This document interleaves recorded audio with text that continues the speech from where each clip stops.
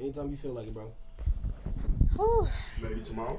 Whenever you want to put them up and put them down, nigga. Whenever you want to put them up and put them down, we can do it. What does that mean? I'm tired as hell. Old people used to say that all the time. They do say that on the court. You gotta pick them up and put them back down. My bad. Yeah, I'm not used to having to pull the cord this far because somebody else usually says. Truth be told, we could probably just scoot that up too, low-key. I'm struggling too. Shut up and stop being a baby. Oh, yes. This is as far as I could go. Y'all not gonna get up all on the mic if I want to. Ooh. I'm chilling back here. I am struggling. I've been carrying a heavy backpack. Mm-hmm. I didn't know where you was going with that statement, but I'm glad we landed where we landed. I was like, where do you think she going? Because I'm like, see, I got more ass than you, see. That's why I'm like, I know you're not going there. This nigga went straight to his ass. I know you ain't going there. Like, you ain't thick like I'm thick. You feel me? You know what I'm saying? Like, wait. You don't want to have a thick. You want to have a thick. I gotta understand. So I didn't go in the direction that you thought I was about to go. Yes. A thick off is crazy. I thought you wanted a thick off, and I'm built to win. I built some really thick off. I mean, for your size, sure. The thick off. I don't think that's a Somebody to post that, man. They need to have. I was gonna say maybe for your size, but I'm still thick. I don't care what nobody says. You know what? And everybody should have that mentality because everybody should feel thick. Mm-hmm.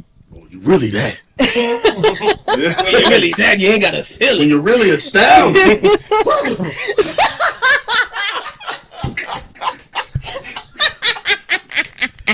Oh shit! I hate niggas, man. Oh man, you cut it on, man. Yeah, so we on, man. Go ahead, do the honors, my brother. Yeah. All right. Why don't you introduce them? Welcome to the Truly About Nothing podcast. You feel me? I am a cog in the machine. You know what I'm saying? That is this podcast. I'm Steelo, aka late but always on time, aka Low, aka Steve, aka Dot, aka I got so many AKAs I can step in the line. I'm gonna pass it off. I'm sitting in a different spot today, but I'm still shining. You see the light. You see how we coming, man. My bad, y'all. I keep forgetting to bring, like, I got the Kobe thing. I know everybody here don't got to be the biggest Kobe fan, but I got like a couple posters I could probably try to put here. So I got a Spider-Man joint from the movie. I need to do that. But my bad. Back to the introduction. To the right. Who are you? What's up, y'all? This is Zakia Yvette. Welcome to the podcast. Big purr, big purr. All right. Up next is my friend. Big Goose. You know what I'm saying? The biggest goose. And I'm feeling good today, man. It's another day where I'm feeling good. You so lucky I don't know the song that Goose make. He's gonna do something stupid. Crazy Fuck. Tough as hell. Yeah, Like I thought you would. To my left, man. We gotta find a sound. You gotta say love. Say love. Say love. I just play on your hoes. No, stop. Yeah, nah, say it one more time, man. You kind of was like, say love. Nah, say it. Nigga. Put some emphasis on it. Put it with your chest. Say love. Oh, I looked into the camera. Oh, Lord. Oh, Lord. I'm bringing y'all here, man. Last time, nigga Steve said he What the hell, wasn't man? gonna be out here wearing my socks like this, but I got him up, man. All the Fucking way. to the knees, to the knees. That boy got stretch pants. That boy got stretch. He's stepping. And with them Crocs, boy. Feel me? Those That's are crazy. orthopedic socks. The ones we wear. I thought we said you wasn't gonna put your foot up on the camera like that. They were supposed to pay No, to see that. bare feet. Not the just bare. the bare? They dress Just the now. bare. He I gotta is. pay He's for the stepping. bare. Y'all want to see bare soles? You got to pay that OnlyFans toll. $5 a toe. That was 100. Well, we gotta start him off small. Nah, we go big all the time. Yeah. Okay, all I right. haven't seen his feet like we saw his feet. This is $100 quality, a toe. premium. Don't tell me your feet out too. $100 a toe. They are. My toes are done. My feet are cute. Oh no! Wait a minute! Whoa. Wait the fuck a minute! Wait a second now. I'm just flashing one thing. God goodness. We got a family-friendly podcast. My daughter watches this show. I'm the hell on, Z. Sorry. How we gonna charge for $100 for this nigga feet? and let them see yours for free. It's all right. We in the preview. That wasn't up close and personal. Okay. We'll sell up close shots. Screen recorded. Zoom it like this. But nah, Goose, you said you're doing good right now, man. Yeah, man, doing good. New job. Yeah. You know what I'm saying? So things are looking on the up and up. So I'm gonna be in pretty good moods for a long time until something happens. Something always happens. Something's gonna happen. That's unfortunate about Doom being and gloom is on the way, but until then, I'm gonna smile like it ain't. Until then, I'm gonna just keep on rolling. I'm doing good too, man. Go is on all your streaming platforms, man. Modern Go day. and get your money. Go and get your money. That's a song me and Goose got with our bro from Detroit, Yeah Terry. So it's on all your DSPs. It's on Apple Music again. It's Modern Day. Go. That's Modern Space Day. Go. It could be a little hard to find. Niggas ain't famous yet, but when you find it, you gonna know. You know what I'm saying? Money on the We're probably gonna end up changing the name soon too. So right. We also might change the name. Sticking. Yeah. So it might be easy to find. We could just end up going by like Goose and Steelo or something, but yeah, we'll figure it out, man. But download that when you can, listen when you can. Anyway, I'm good because of that, and just man. I had a very productive day the last 2 days. Y'all better download it. We will find you. We will find you. We get them emails about who playing our shit. All right, we know more than 100 people. And if I don't get them 12, plays yet. If I don't get them 12 to 15 listens that I know we get views, I'm gonna beat somebody up. You feel me? Real talk. I know where some of y'all live. Real spill. So does Z. And that's the real hunter right there. Yeah. Okay. See how quiet it. See, niggas know not to fuck with us. You know what I mean? So soon as she hear, you know what I'm saying, she jump right to it. That's all she need to hear. That's all she need to hear. That's the big Z call. That's all she need to hear. It's over for you niggas. So go ahead and go download the music, man. Yeah, man. Vaughn, how you doing, brother? You good, man? I'm good. I've been learning how to play guitar. I was telling He you. has. What you know? I see the guitar right there. What you know? Yeah. We put you on the spot, motherfucker. Come on. Nothing. I've been learning. Like I said, I've been learning. Look at that guitar. I like move my fingers and shit. It's like beautiful. That. Pause, you know. I know some niggas Man, we wasn't even going, yo, it's a guitar, baby. Like I gotta learn how to like move my fingers and actually strum the guitar. Like it's fun though. Like I've been practicing. I want to say about 5 hours a day. Okay. Oh, this nigga's trying to be Jimi Hendrix. Yeah. Nigga's trying to be legendary. Well, you trying to impress, huh? Say? You buy 0.2% into your 10,000 hours, baby. But don't worry. Yeah. About a thing. You know what I'm saying? Something's in the way. Just strumming along in the dark room. I didn't say I was gonna be singing with it. Oh, you're not gonna sing? If I'm feeling it, I might. But this nigga said I'm feeling it. You ever heard of LSD, brother? Don't worry about it. Another time. Z. Yeah. How you doing, man? We missed you in action last We week. did miss I you, know. man. Tell us about Well, I didn't, but Goose did. Goose and Vaughn did. He missed you too. And that's why your seat is taken. Oh man. Cause you're lying. I know you missed me. Nah, I'm playing. We miss you, Z. Had to have Z back. Make some noise for Z being back, y'all. Goddamn it. You know what I'm saying? Whoa. Z, how you doing? Are you okay? I'm good. I'm straight. Just had to take care of myself last week. Yeah. Mental health. Take care of it. Put you first. This podcast cares about mental health days. We do. Always. All This is the time. almost a mental health podcast, huh? It's a good laughter. Can't say it ain't one. Exactly. Can't say it ain't one. You know what I mean? Goose, I'm gonna let you start us off, man. What you feeling like getting into right Ooh, now? here Man, we that go. Here we Megan go. Here we go. Yo, Here we go. Here we go. That Megan shit there, bro. Here we go. speaking of thick offs, Now look. I know what 90% of men are thinking if they were put in that situation. All right, but we Pardon have me to as I do my understand research. that the guy in that situation is is not 90% of men. Okay, so pussy's probably scared of him. Is 90 kind of strong? I think 90 is a strong percentage for heterosexuals, huh? You don't think?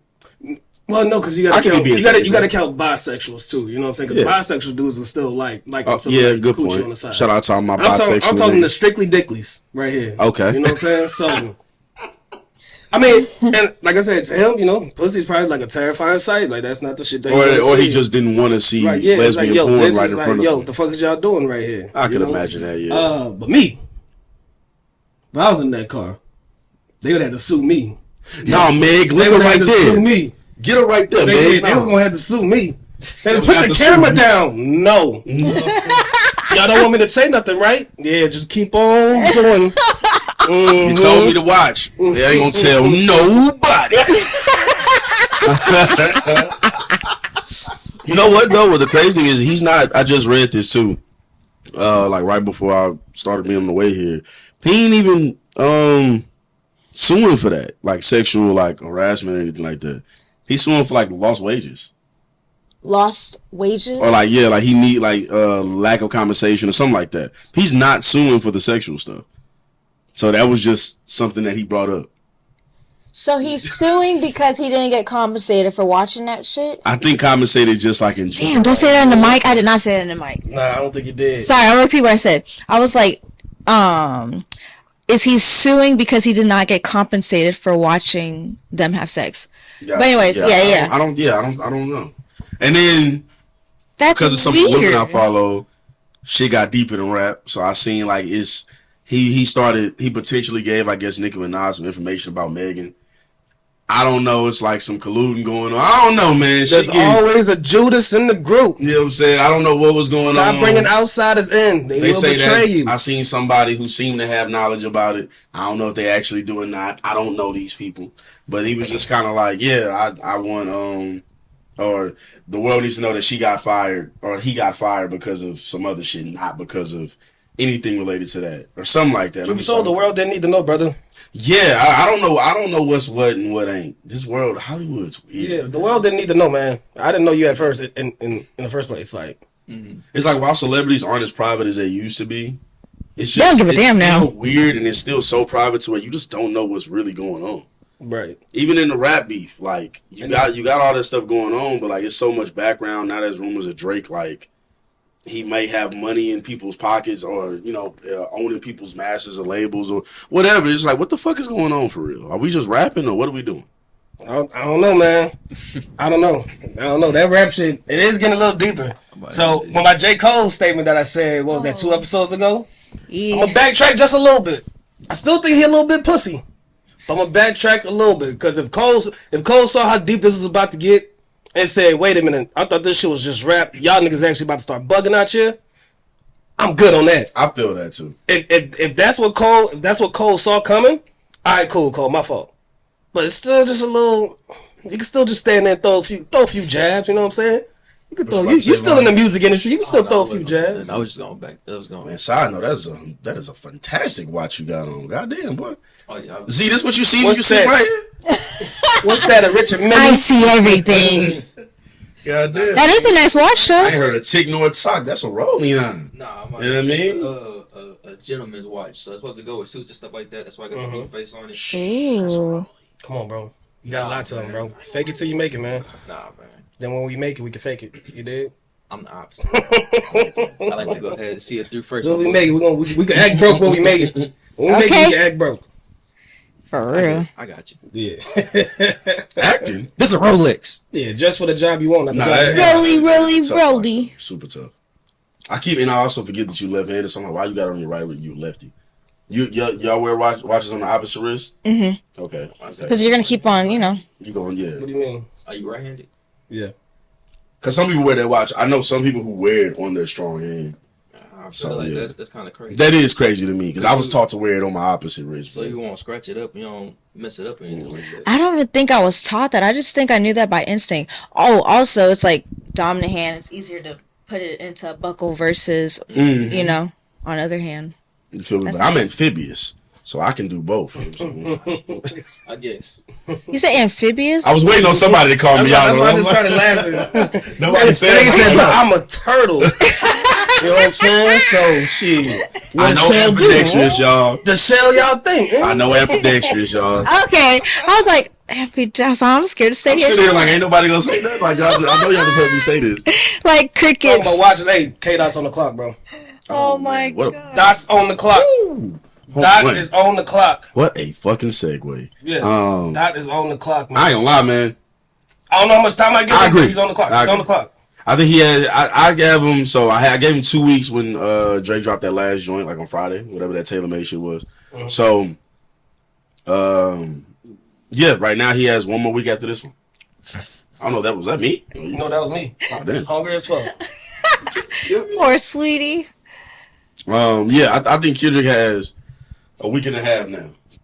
You need to get that shit out, bro. You say something, dog. I got your shirt on right now, Say my nigga. something, or I'm gonna give up on you, nigga. Give up on you, man. I got the Kendrick shirt on. Like, you gotta do it, dog. Roskin already did a video. Now he did a video for it? Yeah. Oh shit, I ain't know. Rose got the video dropping soon. Oh, okay, I gotta watch it. Mm-hmm. Like Drake can't rush him. Drake trying to flip the narrative and everybody just accepting it is annoying to me. Like I was earlier today, I was working with some old heads and it was like Drake killing or like Kendrick got to do. I'm like, yo, like Drake took 3 weeks to respond. He didn't need 3 weeks to respond to Kendrick. I understand the 3 weeks for like the other dudes, but to Kendrick, he didn't need 3 weeks. So Kendrick gets at minimum 3 weeks. At maximum 3 weeks. Mm-hmm. So I mean, I don't know. Maybe. That's how I feel about it personally. I just think if we're gonna be as fair, then it's fair. You know what I mean? That's all. Now, if he had a track waiting for 4 years, then that changes my perspective. You know what I'm saying? But if he ain't had a track for 4 years, then he's allowed, I think, 3 weeks. I just think if we gonna be fair about it, we can't just now that old dude dropping, now he dropped another song. It got to be this huge deal now that Kendrick ain't dropped yet. Like Drake was allowed to wait. Kendrick should be too. However, I don't know. We was rushing Drake a little bit too. We was, but nobody cares about how long he took now, it seemed like. I still do. Because he dropped. But I still care about how long that took. Because we cared about it in the moment. You know what I'm saying? But we was pressing Drake for it too. So I ain't gonna act like we wasn't pressing Drake. There was a lot of us saying, yo, Drake has to respond. And it did take him a while. Yep. It took him a while. Mm-hmm. But we was present. It wasn't a lot of us giving him that leeway for real. There was people making excuses, saying that it was because he was on tour and shit like that. You know what I'm saying? But Cole ended up dropping a lot faster, and Cole was on that same tour, and then had the the festival coming right up. after. You know, and was dropping an album anyway. Yeah, so he was already in the midst of having a bunch of excuses for why he hasn't dropped it, but he dropped. Drake, where he at? Now Drake done dropped twice, and now he's looking at that like, nigga, hurry up! I heard you had some. Notice he hasn't responded again musically to Rick Ross though. He don't want to, but Ross is a hard battle, fam. He has not. It's been a lot of memes. He ain't responded musically back to Rick Ross yet. Ross, anything from Ross, especially if it's gonna have him rapping that way, it's just gonna sonically it's gonna sound too good. So it's a hard tough out because it's not much you can do with a nigga that's just gonna sound good with whatever he says about you. Mm-hmm. I don't know if he really wants that. Y'all been tapped into the rap beef at all? I understand if you haven't. I haven't. Yeah, I love you, man. I know you didn't. I know you don't be caring about that shit. What about you, Z? Not even. I mean, I've been hearing. Sorry, nothing. The only rap beef that like actually disturbed me was Megan and Nicki, which we talked about before, I believe. Mm-hmm. What Nicki did, I don't fuck with it. You thought she was tripping? Thought she was hell yes. The Bigfoot joint. Yes. Goodfoot, I think it's called. Yes. Oh, so you was Team Megan? Yes, I was Team Megan. It was wild though. Like, what about it was wild for you? Well, it wasn't even. It was less about the song. I mean, the song just sounded like plumb ridiculous to start off. But even before, I'm so serious that, bro. No, plumb ridiculous is just hilarious because of how young we all are. That is a funny phrase, nigga. But no, yeah. I thought it wasn't cool whatsoever. And Nicki Minaj is a wife to a sex offender. Let's be honest. But nonetheless, she is a wife and a mother. What are you doing having beef with someone at 29? Get your shit together. Move on. Why is that even an argument? Whatever. And like for it to also go as far as her talking about Megan's dead mom. Mm-hmm. I'm not gonna lie. If anybody ever talked about my dead mother, I'm coming for your mother effing neck. Don't play with me. My mother, out of all people, and she also lost her. She lost a lot of people. I think her grandmother as well. I don't know about the dad. I don't know about all that. But he's going to. I don't. Damn. See, that's like you don't. That's not. They don't need to go that far. But told y'all Z was the real gangster of this pod, by the way. Watch out. Yeah, it's over for you niggas. I swear to God. Catch me outside with that and it's done. I be trying to tell y'all. I mean, I'm just a boy. You feel me? But what I'll say about like their beef, is one. I think Nicki's diss wasn't good. It was ass. Yeah, it wasn't that good. The Good Foot thing wasn't. It's like, if you're gonna do it right, girl. You know what I mean? the I hell think is Nicki's that talented song? enough to do it right. I just don't think she's been in her right bag for years now. And also, Now I it's mean, showing too. I don't understand why Nicki beefs with all of the hot new girls except for like Ice Spice. She's beef with everyone, the ones from New York, the ones not from there. Yeah. It's weird. It's strange. There's some she having beef with. Let me not say everyone. That's hyperbole, but she's beef with majority. All the ones that got big that could have threatened her in any way. She's beef with. It's telling of her character. She queen of the hill. That's how she feels. And There's it's only one weird. spot. She don't even got to do that. She don't. Even Jay-Z didn't immediately beef with all the some of the big He artists. was beef with everybody. Like it's weird when Cardi blow up, they fall out, they beef. Megan, they fall out, they beef. I don't even know if Megan said anything about Nicki. Lotto, she got beef with Lotto. Why the hell? Like Lotto. Like, and I think Lotto's You got dope. beef Like, with Big Mama? you got beef with Big Mom. Like why? Like, and that's the one person that she shouldn't have beef with. I think out of all of them, Yeah. Lotto can actually get in the booth and say something. Why you say that though? Getting the I think Lotto's bitch. the one who she rapping wise is the best out of kind of most of the women, most of the mainstream women right now. And I think she beefing with Ice Spice right now. I seen that, is. and she got on that song and she wreaked havoc. And Ice Spice kind of did what Ice Spice does. Think you the but it shit, wasn't. bitch? You're not even a thought. But yeah, nah. That was for her.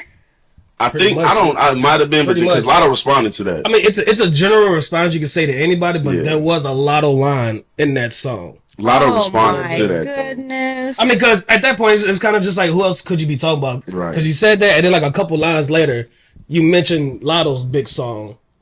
What was it? Put It on the Floor, whatever it is.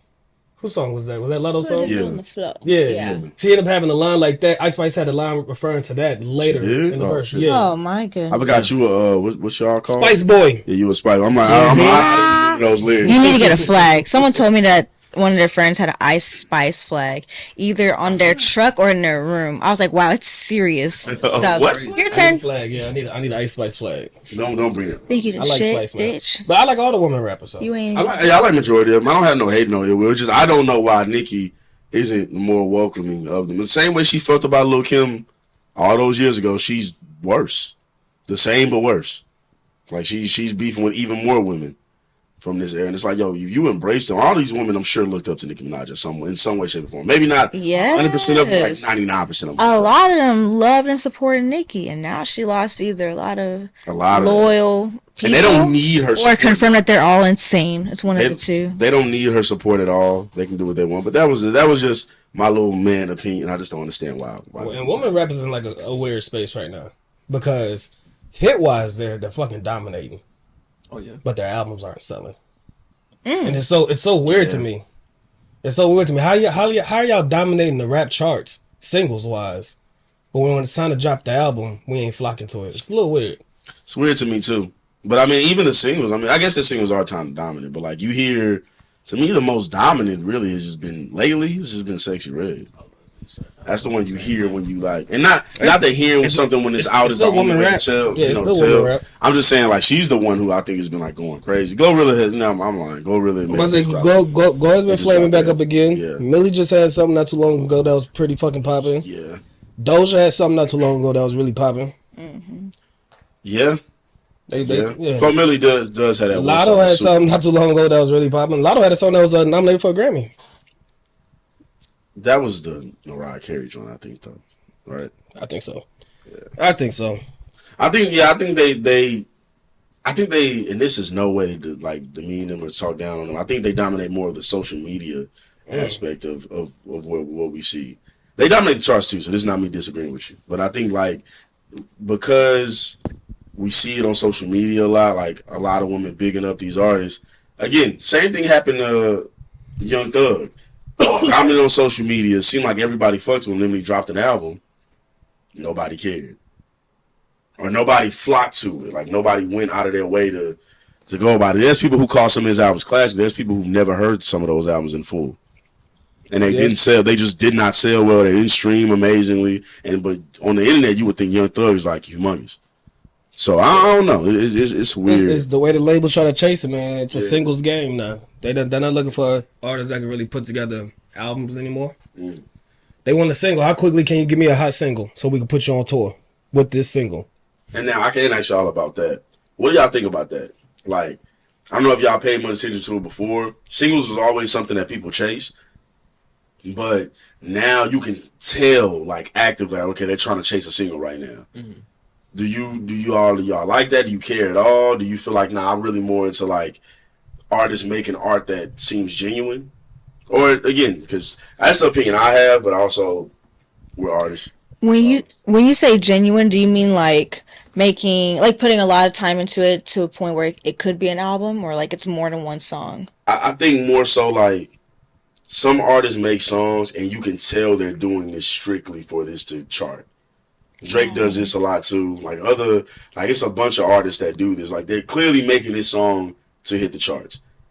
Like they're not making this song because, well, I don't know their motivation, but you can tell, like, when you listen to some of their other stuff, this is solely so this can go on the charts, be on social media, stuff like that. It's not actually them. Like, Sexy Red, I think all her music, she's making that because she wants to make it. That seems genuine. That seems like her. And obviously it charts, and her music is conducive to charting. But, like, there's other artists who, like, I don't think that Fantasy song, Gelato, that's a clear to me.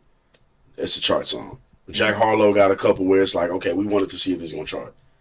And I've heard some of his other songs, and I don't think he's amazing, but there's songs that he has that I like that I know he wasn't worried about those charting, and they sound better than what a lot of Jack Harlow's bigger songs were.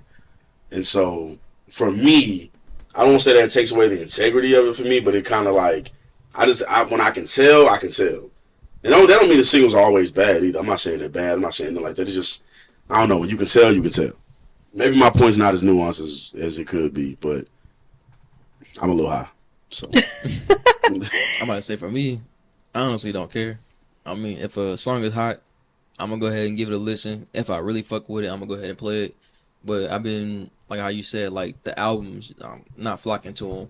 I listen to like the old stuff, like all the old Kendrick. Like what? What you like? All the old Kendrick, all the old, but I've been listening to a lot of older groups. Boy. No, older groups. Like a lot of R&B. Like Sugar Hill Gang. I don't know who Sugar Hill. Okay, not that old. Not that old. Okay. They're not even R&B. Oh, I thought you said saying old hip hop. No. He said that boy went straight to Sugar. Hip hop, the hippie to the hip hop. You don't stop the rockin' to the bang boogie. Say up, jump the boogie to the rhythm. Do you feel like the genre of hip hop changed from that to now? Yeah. It's so different. The style of rap, Yeah, not the genre, but yeah, the style of rap. The genre did change. Nah, man, those were like it's still rap, man. It's still culture at the end of the day. But those were more for a like slightly more disco scene. And Sugar Hill Gang, like it was more of a disco party scene. While songs are still being made for parties, we don't party the same. Like it is a difference. And then there's more graphic content in there, not just like cussing, but just street talk. You know what I mean? More emphasis on being from certain areas or being involved in certain activities. You know what I mean? I mean, so, yeah. To me, it's changed for sure. The culture has changed. It's probably just the way I'm looking at the word genre. You know what I'm saying? Like at the end of the day, like it's all rap. still rap. Yeah, they're still rapping, so the genre ain't changed. You're right. Okay. The shit that they're talking about, of course, yeah. Yeah. The lifestyles, of course. More money. Since then, we just added more subgenres of rap. So gangster rap, drill rap, cloud rap, plenty other hardcore rap, all types of random shit. Which I do not like hardcore rap. But Man, we was talking about beef a little bit earlier with the rap beefs, and I really need Kendrick to drop. But sports wise, man, Devin Haney and Ryan Garcia, they had beef going on for like the last year and a half or whatever the case I may gotta be. pick this mic up. Boy. It's serious. Devin Haney. Go ahead, go. My bad. Nah, get into it. Boy, he got his ass whooped. God damn. All that shit, man. I thought Ryan Garcia was coked out, wilding. He said he was drinking. He missed weight, missed an opportunity to win the belt. I'm like, okay, he really don't give a fuck about this shit. But I knew Ryan Garcia was fast. Man, he beat the shit out of Devin Haney. Devin had a rhythm for a few rounds, but after that first round, he felt that left hook. Got real cautious. And after every time he got bum rushed by Ryan, Ryan won the exchanges. Beat the shit out of him, man. They should have did it on Seco the It's crazy. That nigga kept saying, he kept telling Ryan, all you got is a left hook. And he knew it was coming. And got his ass beat with it. Nigga, dude. You know what I got. You know what punch is coming. Why do you keep putting your face in front of it? Damn. What was their game plan, man?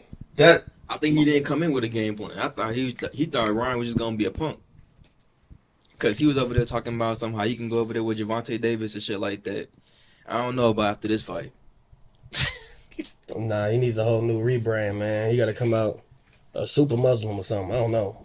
I don't know, man. He need a whole new rebrand. That Javante Davis shit is he need to stop that shit. Tank will beat the shit out of that man. Yeah. Tank, like Ryan Garcia hits hard and has a good left hook. So this is not me shitting on Ryan Garcia. But if you getting dropped by that one, Tank is gonna knock you out cold with his left hand. I don't even that shit is so crazy because one, we've all played sports in some way, shape, or fashion in here. If you imagine training all that time, all that preparation, you said again, y'all even said in the press conference, you're like, no, I ain't worried about that left foot. That's all you got.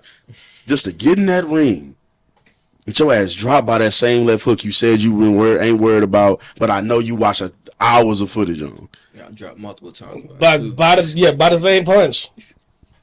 Getting the shit right out there. I think he got hit with a straight right too. Like he was just nigga lip was hanging. It was bad, man. It was and get your dumb ass up trying to hug and shit. Dad in the corner. A lot of people don't like him because of his dad. Which I ain't gonna lie. That nigga, I'm all about nepotism. I'm cool with it. But that nigga dad talk cash shit. And Devin was backing it up for most of his career. But this was not one of the moments. Mm-hmm. It's not one of the moments. I should have bet on it. I mean, Devin backed it up damn near his whole career up until this moment. Yeah, and one loss shouldn't right? fuck him over. Yeah. Mm-hmm. Well, to me, it's his second, but on the actual record, it's his first. I thought he lost, not the last fight he had, but the one against Lomachenko. And not to get too deep in the boxing talk, but I do think, like, in boxing, they criticize you way too harsh when you just lose one fight. Just one fight. Yeah, we got spoiled with Floyd. Yeah, people expect you to just be undefeated. He went perfect, and he was taking on champions. So we got spoiled with him. He gave us a lot of good bouts. I'm glad people look at it like that now, because in the moment they were saying he was cherry picking. But like in hindsight, and that's crazy because you look at it just like, yo, nobody's defeated more champions than Floyd Mayweather. So it's just like, what do you mean? Who was he fighting? The champs. I was fighting the niggas who y'all thought was the best. But yeah, you got the NBA playoffs going on in sports right now too. Mm-hmm. Did Milwaukee lose today? Man, they just showed it, brother. I ain't gonna lie to you. I don't remember though. Fuck. It was close, bro. I got a bad feeling, man. Yeah, we'll check it later. It was close, bro. I think we might have lost today, bro. Check it if you can, man. I ain't gonna lie. It was like Indiana was up when I last seen it. It was like the third quarter. So Indiana might have had a bounce back game. Minnesota went up 2-0. Yeah, Indiana pulled it off. Fuck. 1-1. Damn. Wait till Giannis come back, man. It's a sad day for Goose. Wait till Giannis come back. So yeah, y'all don't know, Goose is a Bucks fan. This is hilarious. I don't want the Bucks to lose for entertainment purposes, but I want them to lose because I want him to have to feel that and then have to try to explain it. So just a little FYI. My team has won me a championship while I've been a fan. So did Kobe with me. Oh no, whatever. The Rockets nigga done said that. See, I don't bandwagon teams though. It's okay. You bandwagon. You were a Magic fan. I was a Magic fan. You know what I mean? And then Dwight left. You know what I'm saying? So if I just hop from team to team, I'd also see another championship. No problem. Oh man, whatever. It'd be easy if I just look the Nuggets. He's trying to act like I only joined the Bucks bandwagon when they got good. That's not the case. What year did you join? That's the case, like 2016. They were not bad in 2016. They weren't bad, but they wasn't like nobody was thinking of them as like champions. They had a Greek fucking superstar that everybody knew was about to be a superstar. Look, I'm a team hopper in basketball. I'll admit it. I'm a team hopper. Everybody knew he was coming. In 2016, they knew. But I'm only a team hopper because once I choose a favorite player, that's the team I'm going to root for. That's my favorite player. Why wouldn't I root for that team? Why wouldn't his team be The team that I'm gonna say is my favorite. LeBron, like she was a Lakers fan, Cavs fan. Me though, I'm not following Giannis. She follows LeBron wherever he go. I'm not following. There's too many people that do that, but it's LeBron, so I get it. But too many people do that. Yeah, I'm not following Giannis. As soon as Giannis leaves, I've already told Steve, I'm becoming a Rockets fan. I fucked with the Lakers when Kobe was there, but I wasn't also. If Kobe would have went to another team, I wouldn't have also just been like, oh, you know what, this team too. Like I would have still just loved Kobe. But LeBron fans that follow the team and then infiltrate the fan base, and then it's like a parasite. The NFL draft is coming up too. Yeah, Texans just dropped new jerseys too. Couple days. That's gonna be fun. Caleb Williams is going to Chicago. I'm assuming. Jaden Daniels is going to Washington. You had it clear out on football. You got it. Well, I ain't gonna talk too much about it because that's pre-draft stuff. I would rather talk about the draft after it happens. You know what I'm saying? Who the teams picked and everything like that. I'm with that. I'm excited to see what. Then I'm one pick is set in stone, like you said though. So yeah, that's happening. Unless Chicago decides to trade it, but at this point, I'm pretty sure they're guaranteed they aren't. You mentioned the Texans getting what? New jerseys. New jerseys, brother. New jerseys, a new logo. That shit hard, man. I ain't gonna lie. It's not the greatest. The actual jersey's not the greatest, but their little all red joint fire, and that new logo, that new H is fire. Everything else is damn near standard. It's damn near the same. We don't even gotta say. What was that thing you showed us earlier, Z? The thing from It was a freaking jersey on our statue at school. I was driving. They put a Texas jersey on the shoe. Yeah. Yeah. See, my grandma told me about that. Yeah. No, you good. I was driving. Well, what time was it? It was like 11 something. No. Whatever time it was. I think it was around noon. Anyways, driving from far away, I was like, that statue does not look right. I get closer, I'm like, what the hell? And that's when it was like already put on. They took pictures of it like 2 hours ago from that timestamp.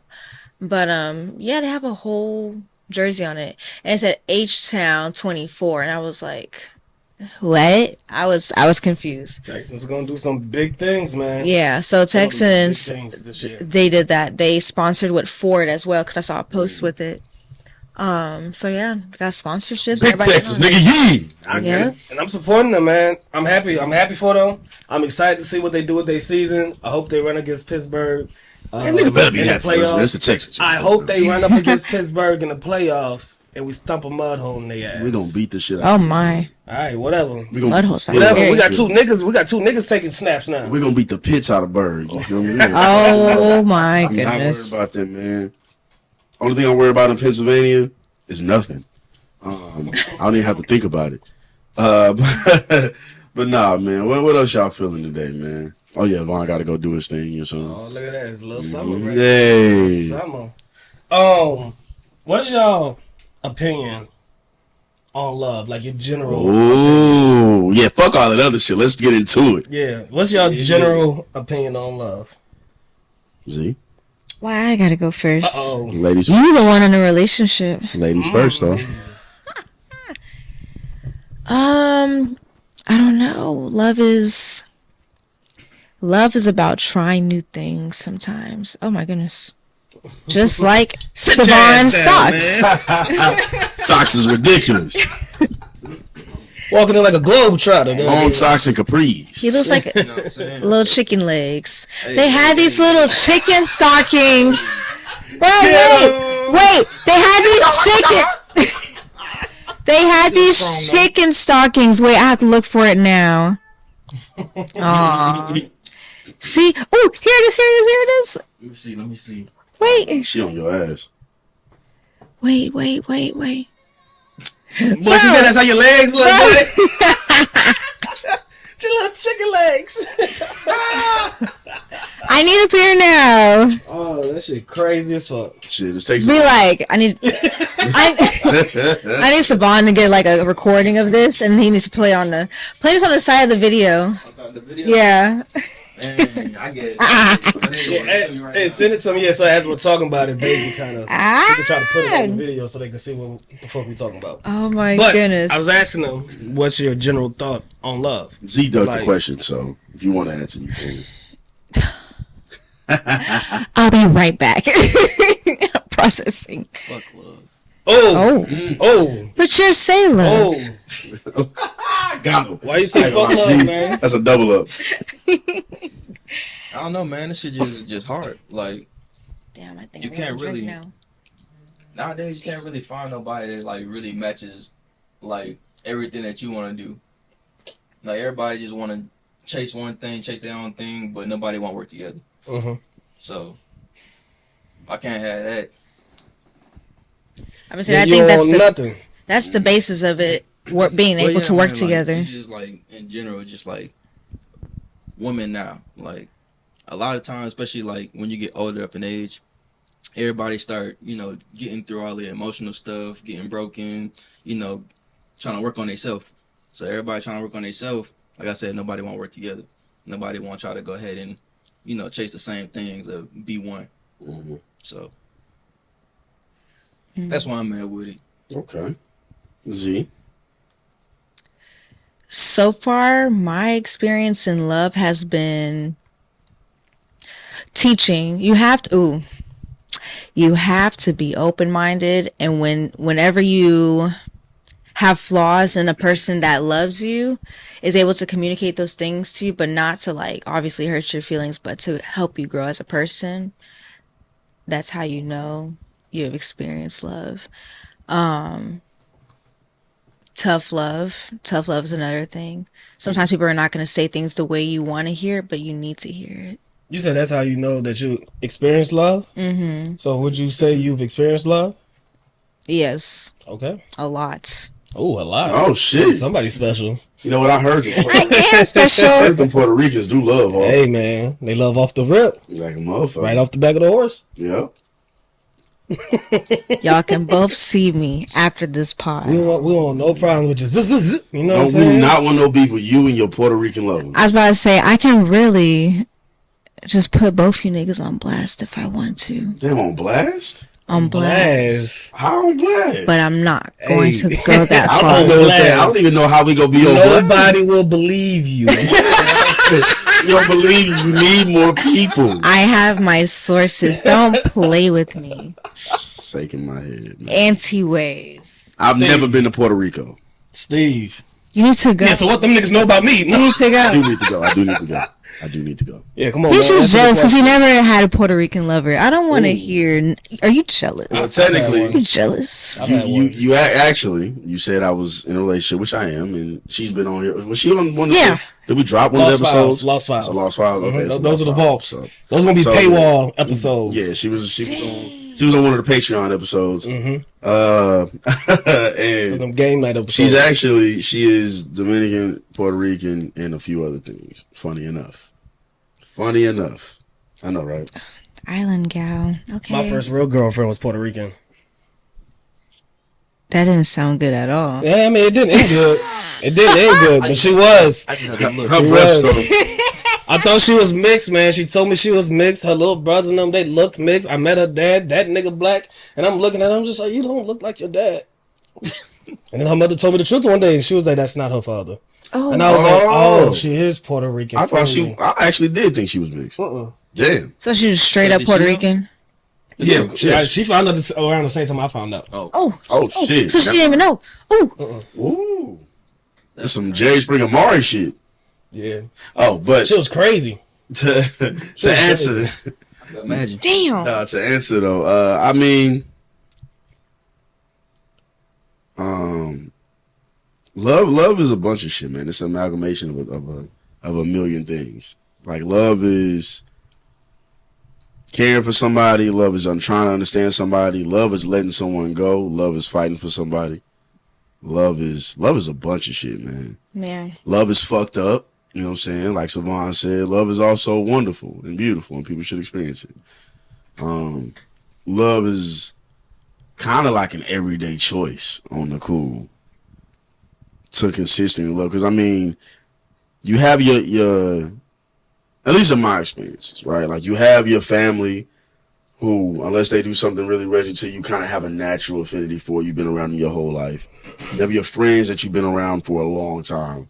So you build up relationships. You have a lot of moments where when a relationship, it's like the shortest time you take to attempt to love someone. If you really think about it. Like you, after a few months now, y'all are probably exchanging I love yous the way we do it in our generation. And it's just like, out of everybody that you probably ever said I love you to, that was the quickest. outside of maybe the woman who birthed you. You know what I mean? So it's like it's a lot of time to have to jam in memories and time and effort and communication patterns and learning a new person and et cetera, et cetera. And yeah, I think I don't have no real like opinion on nowadays versus the old days. I think love is always what love has always been. You know what I mean? But I do think there's a struggle amongst every generation of people on figuring out how to, for lack of a better term, master it. You know what I'm saying? Mm-hmm. Some people think they got to figure it out. Some of them did. And those people usually will tell you how much work it takes. You don't know shit. You know what I mean? But yeah, that's my long-winded ass explanation of what goddamn thing love is. You know what I mean? Love is weird, bro. Mm-hmm. That's how I think. That's another good one. Yeah, it was Love, weird. is weird, especially nowadays, man. It's so weird. Because you can meet somebody, you could be dealing with somebody for 3-4 years, and then you can meet somebody as soon as y'all break up, only talk to them for a week, and then think to yourself, "Damn, how did I live my life without this person this whole time?" See, but you thought you knew what love was before, and now you done met this person, and then nowadays you get into this weird moment to where you meet a lot of people that have thought they've been in love or have been in love before, and now they're broken, or you know they got a lot of trust issues or whatever the case may be. Right. So in the sense of them trying to feel like they're being selfish towards their happiness, they might run across somebody that's gonna generally have some real good love for them. But just for the sake of, I told myself I'm gonna do that, they miss out on the opportunity, and then a cycle restarts. And that's a little bit of like what I was kind of saying, like how people been broken and stuff like that. Like sometimes they just don't see it right there in front of them. Mm-hmm. Or they do see it, and it might scare them. That should be kind of sad sometimes. Especially if it like happens to you and you're really feeling the person. Mm-hmm. You know what I'm saying? They just tell you, hey, I can't be with you. I'm doing this. I'm working on myself. This, that, the third. I can't be your forever right now. Yep. And it's just like, if you plan for that person to be your forever, what you mean right now? We're talking about forever. I'm gonna love you through whatever you're going through. So even if you're still working on yourself, well, guess what? And in my mind, you're probably already perfect, but you want to keep working on yourself. Somebody might be ready to give you the whole world, and a lot of people will miss out just because they're either scared or they're not ready. Love is weird, bro. Would you say it's more weird now than it ever was before? Would you say that? Yeah. Elaborate, brother. Yeah. With the social media boom, it done made things very accessible. Back in the days, you know what I'm saying, we're talking about like a cheater. You know what I'm saying? A husband cheats on his wife. He could probably go across town, start a whole new family. He could have a whole family across town. Nobody would know about it. Nobody would know each other. This, that, the third. Nowadays, and mind you, you're only meeting the people that's around you. Ain't no social media. Ain't no cell phones for real. So you only meet people either that you went to school with, you live by, or you work with. Yep. So you ain't meeting a bunch of people. Nowadays, bro, I can meet a girl from Butthole, Montana. All right. And we can fall and we can fall in love. You know what I'm saying? FaceTime, we could text all day, instant messaging, done sped up a lot of conversations that should be slowed down a little bit. I could talk to a girl for 2 weeks and know damn near everything about her. Yeah. It didn't take our parents that long or that quick. You know what I'm saying? It probably took them years to really get to know each other. And it's getting hard to miss people nowadays, especially with the instant messaging. How can I miss you if I know everything you did today? You just I can miss you physically, but how can I really miss you? By the time I get home, what do we have to talk about? We talked all day. I think one thing you Kind of said, like get burned out. Mm-hmm. Yeah, facts. And what you just said, and one thing you just said, that's why I had to say something, because I think it's a pro and a con to knowing somebody a little faster than they used to. Because I think some of those relationships, and we've heard some horror stories for some people, and also heard some love stories. Depends, but they didn't get to know each other fully, but felt that's what they were supposed to be doing, or felt that was what they were supposed to be feeling. Got together, moved in, had kids, started an entire family, and then 12, 13 years into that family, it's just like, damn, I really don't know who the fuck I'm with, for real. You know what I mean? Yeah, that happens. Like that's and I think now it is good sometimes that in some of these situations you can learn a lot about somebody in a 2 week to a month and a half span. And see, the weirdest thing about love is like, no matter how much you learn about that person and that span, you still don't know them until after maybe a few months of really being around. People are ever changing. Ever changing. People are usually presenting their best self. So you don't exactly know what you know until you know it. Like some people don't know themselves. Not at Like all. some people don't. So some people will tell you what they think they are, and then they'll show themselves to not really be that person. And then they don't see that that's a problem. You know what I'm saying? Like they don't. I've had things in my past where it's like people will say they're one way, and then when it's time to be that way, they're a whole nother way. And it's just like, yo, like you. Then if you call that out, it's an even bigger problem. And that's, I mean, just the way conversations go, the way, again, instant messaging, the way I can always have an eye on my partner or whatever. Like me and my partner, we share locations. Like if I ever really wanted to, I could know exactly where she was all the time. At least where her phone is. She could not be there, but at least where her phone is. And most of the time, people are keeping their phones on. Mm-hmm. She can know where I'm at any given time.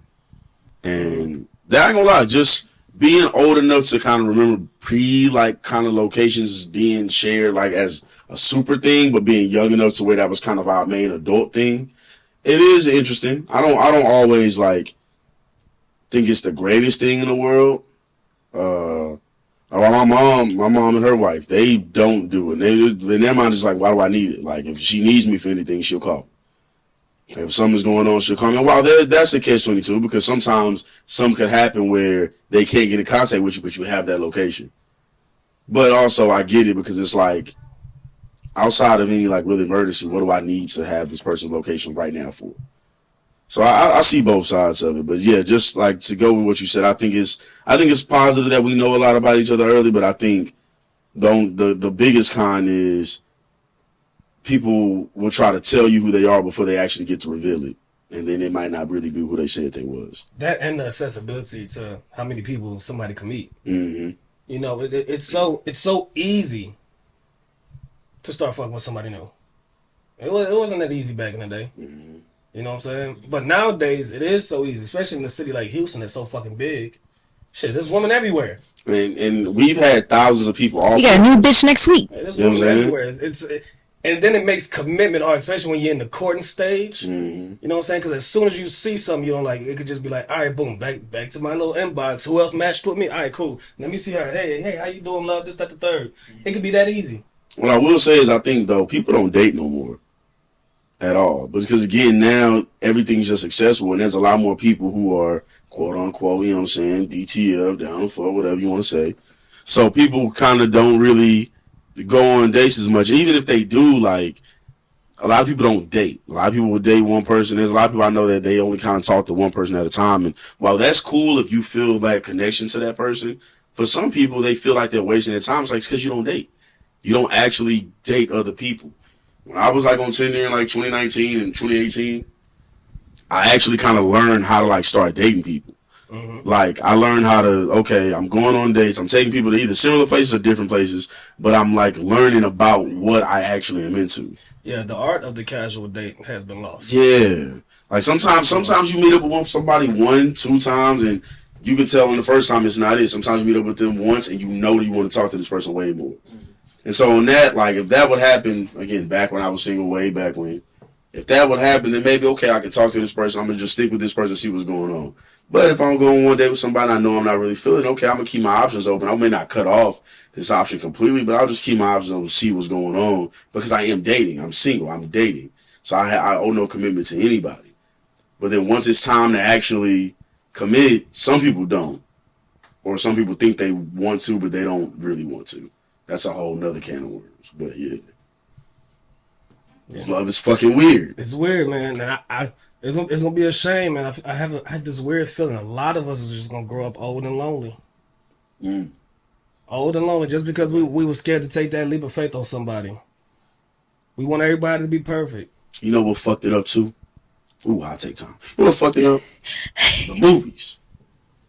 You think so? Movies, I think. What the fuck AMC got to do with this, dog? Oh, bad. Man is mad for what? Hear me out, right? I think a generation of men and women have grown up seeing what's supposed to be true love play out on TV and movies, and rarely, not for real, because rarely do they make it seem like rarely do they mention the work for real. Mm-hmm. What they usually do is make it feel spontaneous. Like they saw this person walk into their office building, all of a sudden, I'm in love with this person. Now it's the pursuit. And they make the pursuit a little hard for the guy usually, and then they finally get in. He takes on this date that really ain't perfect, but it's perfect for her. It's almost usually always kind of fucked up, like the way the dude planned it out. It doesn't. It never goes exactly how it's supposed to go. But to the woman, she just had the time of her life. It's the greatest time ever. Mm-hmm, get to it, yeah. And now they're in love madly. Then there's this moment where their love is tested. And then and the thing is, this ain't even, what I'm saying? The love is now tested, and now we got to see how this is gonna go. And then they find their way back, usually in a rainy night, soaked in water.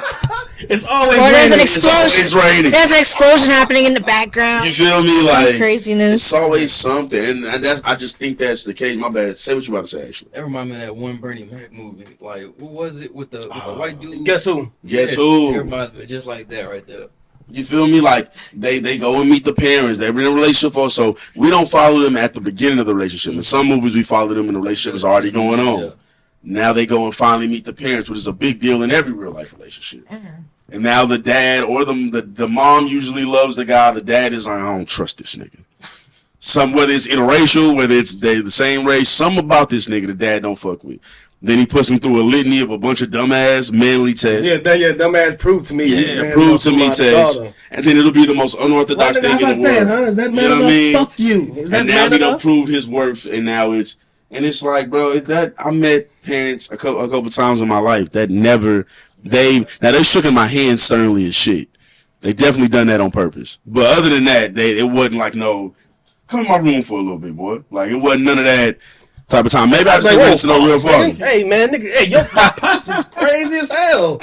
Damn, shawty, what's wrong with this fuck nigga? Huh? But like, yeah, all these movies make it seem like it just happens. I love these movies. It ain't like the thing is too. So you think the older movies kind of ruined our perception? A lot of those movies from the 90s and the 2000s. Before that and after that, there's still movies that do that. But this all movies that we grew up with, the 90s and 2000s, they just make it seem like way too spontaneous.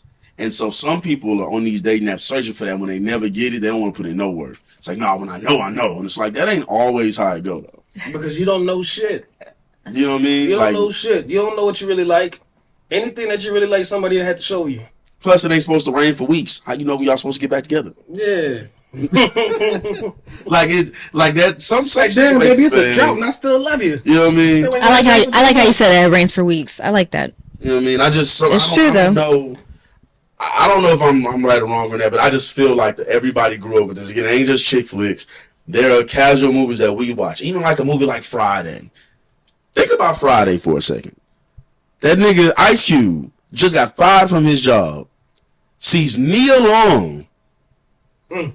Nia goddamn Long in 95. That lucky nigga. That lucky bastard. Fired from his job. They just know each other around the neighborhood. She always kind of had a slight thing for him.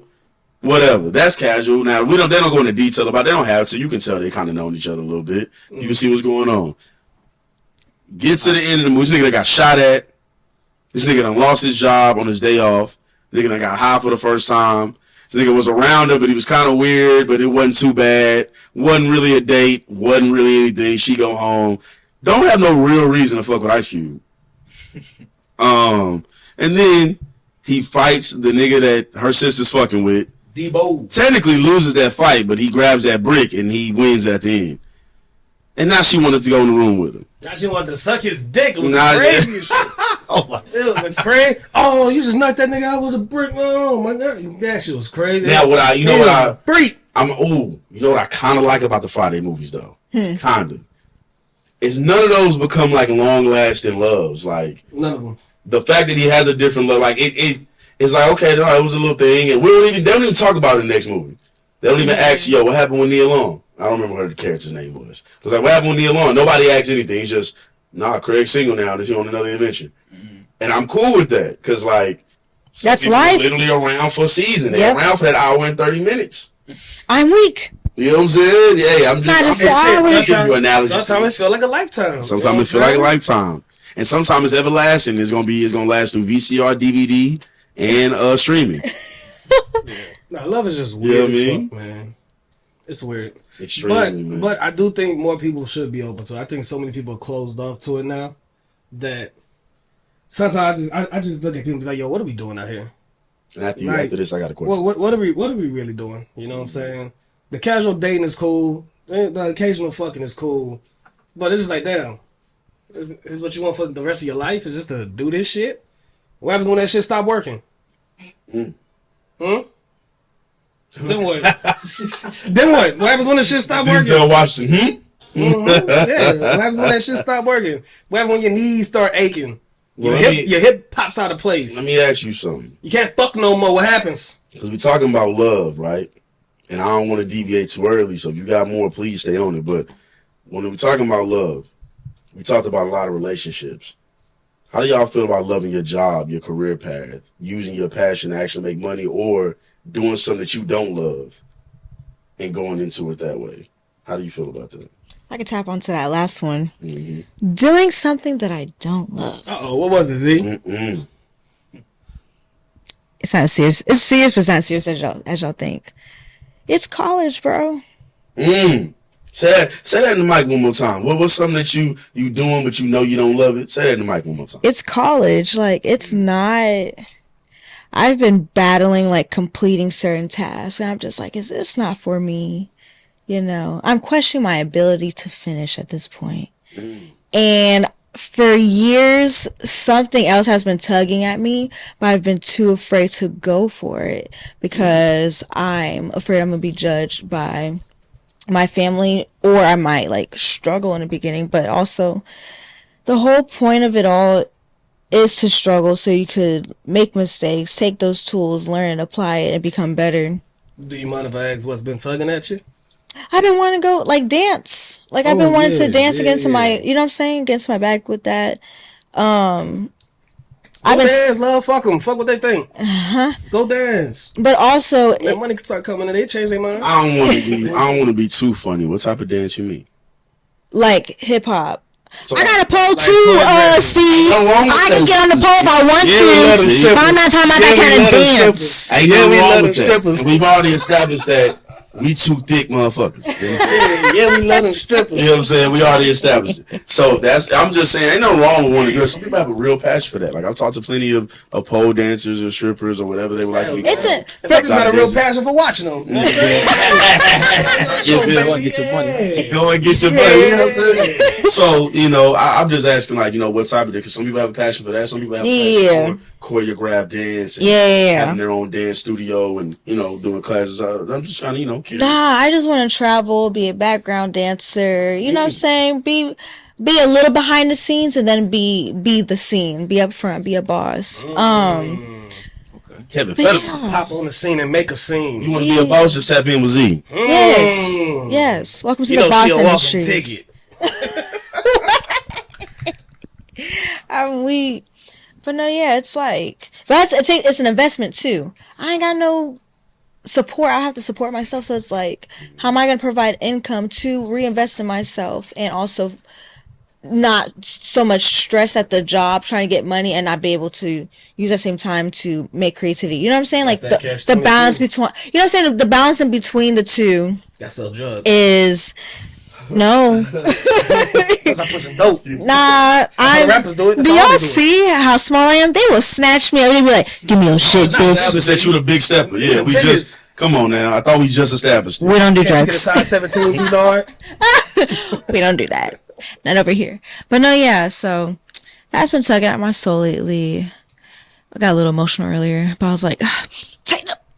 But we're good now. That's real. Yeah. Man, fuck a job. You dig? Fuck that job. Fuck you. Fuck a job. Now, if I'm doing something that I love, I'm not going to consider it a job. You know what I'm saying? Especially if it's something that's like what we're doing right here. This doesn't feel like a job to me. This feels like a hobby. Yeah. You know what I'm saying? But I That's get paid good. for my hobbies. My God. Oh, man. My God. I'll be happy. But a job? Nigga, fuck a job. So I want to touch on what you said, where you said if you love it, you don't consider it a job. So at the last job that I was at, Detail Garage, like, I love that job. I love when people got their new cars and stuff like that. They wanted to go ahead and take care of it. I like being able to help them out, make sure these cars take care of, especially if it's a newer car. Mm-hmm. And then, you're working a lot. You don't get that time with your family. Right. So once I started, getting that, I was like, damn, I'm like not really spending time with my daughter and stuff like that. So that job that I love, it's like now I'm starting to be like, I really don't like being here because I'm missing out on that time with my family. Mm-hmm. So I'm gonna say that's my take on it. Other factors that contribute to like tough. A job that even if you love it, because like I mean, for us like, and I know Goose can attest to too. We mentioned our hobbies. Like we both before linking with each other to do it had a hobby of being interested in music. He was pursuing it, but I just hadn't. But when we actually decided to pursue it, one of the reasons why I know like, and this is just us being candid on the pod, why we probably haven't gotten as far as maybe we could, is because we don't really treat it like work. Because of what we view it as. And I think, like, in order for it to be successful, it almost has to become a job. And I don't know if he feels a way about it, and I'll let Goose speak, you know what I'm saying, for itself. But I know for me, it's like, shit. Like, we gotta, because if that becomes a job, then it almost feels, it takes away the fun of the creativity. And I understand, the dilemma you're going through when you was working so much and, couldn't be around your family and things like that. But from any real successful story I've heard from any man that done had a family and that was doing something that he loved and he was bringing in loads of money for that family and he was providing. Every single one of them had the same thing. I didn't get to spend enough time with my kids. Mm-hmm. And then Schoolboy Q said something that I thought was dope as fuck on his last album. He said, sometimes you got to be a deadbeat so you know your kids can eat. So I've never heard of a story of a nigga that hit it right perfectly down the middle, where he had enough time for his kids and still had enough time to do what he loved to do. Not any regular person, no. So, I've never heard of it. That school. Now, later in life, once you become like real successful and you got the residual income coming in, then yes, you can start slowing down and then being with your kids. That's usually what happens when we see like actors or rappers start to kind of, and we look at that, damn, where they been at? They ain't dropped nothing in a long time. Yeah, they're with their family now. They can sit down and relax. But for the most part, anybody that has to go get to it, that's why it's called going to get to it. You got to go get to it. Sometimes you can't have it both ways. You know what, too? And you know me, it's time to get on my not here we go box. I ain't gonna go crazy, but that deadbeat thing is interesting because I mean, see the difference between a deadbeat and what Schoolboy Q talking about, or even what you were. He was referring to a time thing, not a real deadbeat. Because when a child will feel away as a child. I remember one time my mom was getting to it, working her ass off. I remember asking her, I was like, "Yo, why do you need to keep leaving all the time?" And I was old enough to slightly understand it, but like it was just like, "Yo, is there no other option?" And it really wasn't. You know what I mean? So in some situations, like it's just tough. But as a grown man now, I understand why my mom had to do that. Mm-hmm. She had to work like that because that was the only way to put food on the table for her. So it's like I think most, and I never looked at her as a deadbeat anyway. But I'm just saying, like I would question why she was working so much. I think for most people, after a while, like if you had parents that worked hard, you grow up and understand what they were doing. Mm-hmm. Most people, not all, but most people, I think. If somebody's a deadbeat, though, that's a completely different ballgame. You don't know she wasn't in the picture. Yep. Yeah, they just weren't in the picture. Pops just wasn't there. Just you know what I mean, like that's a whole nother ballgame. Mm-hmm. Hell, my dad is up the street right now, literally, like lives down the street, and he ain't over here. And we cool. We have a relationship. Like he's not a deadbeat, but he's not. He's a deadbeat, but he's not like completely to the point where it's like. And he'll probably watch this episode. I love him. Like I know him enough to love him and respect him. And there's some of those things I understand why he was the way he was, but some of those is just like you could have been a better father. Yeah, damn. A good chunk of things you could have been a better father, but for some of that I understand why it was a struggle, why it wasn't the easiest. Mm-hmm. So. So no, like I just think I think for most people it's an understood thing. With jobs in general, like again, to go back to if I had it my way, this and music would be funding my life. But since that's not the case, we got to do something. Most of the jobs I've ever worked, I've had, and I probably have either the funniest job history in here. What was your first job? My first job was HEB bagger. What happened? Man, he stopped chasing the bag. Oh, Z. Oh. See, she hit hard. What the fuck was that, Z? It's not what we agreed to pre-production, Z. What happened, buddy? Nah, so just, I mean, that was on your first job, right? I didn't hate work yet. I just wanted a little money. And my mom wanted me to get a job bad. I'm like, shit, I'm cool with that. Hot Nigga had just came out. I'm taking y'all back to that year. 2014. So I'm like, shit. Like, I worked at HEB. It's a grocery store in Texas, for those who don't know. It's like a Publix in certain places. Or, Yeah, everything's we have Kroger here too, but yeah, there's other stuff. So, and bag and shit, you know what I'm saying? A little $8 an hour, but in 2014, $8 an hour wasn't trash. Yeah. That wasn't trash. Economy wasn't as bad. Especially for a 17-year-old, that's some money. So, That's not first bad. paycheck, went to go cop these mid-top LeBrons.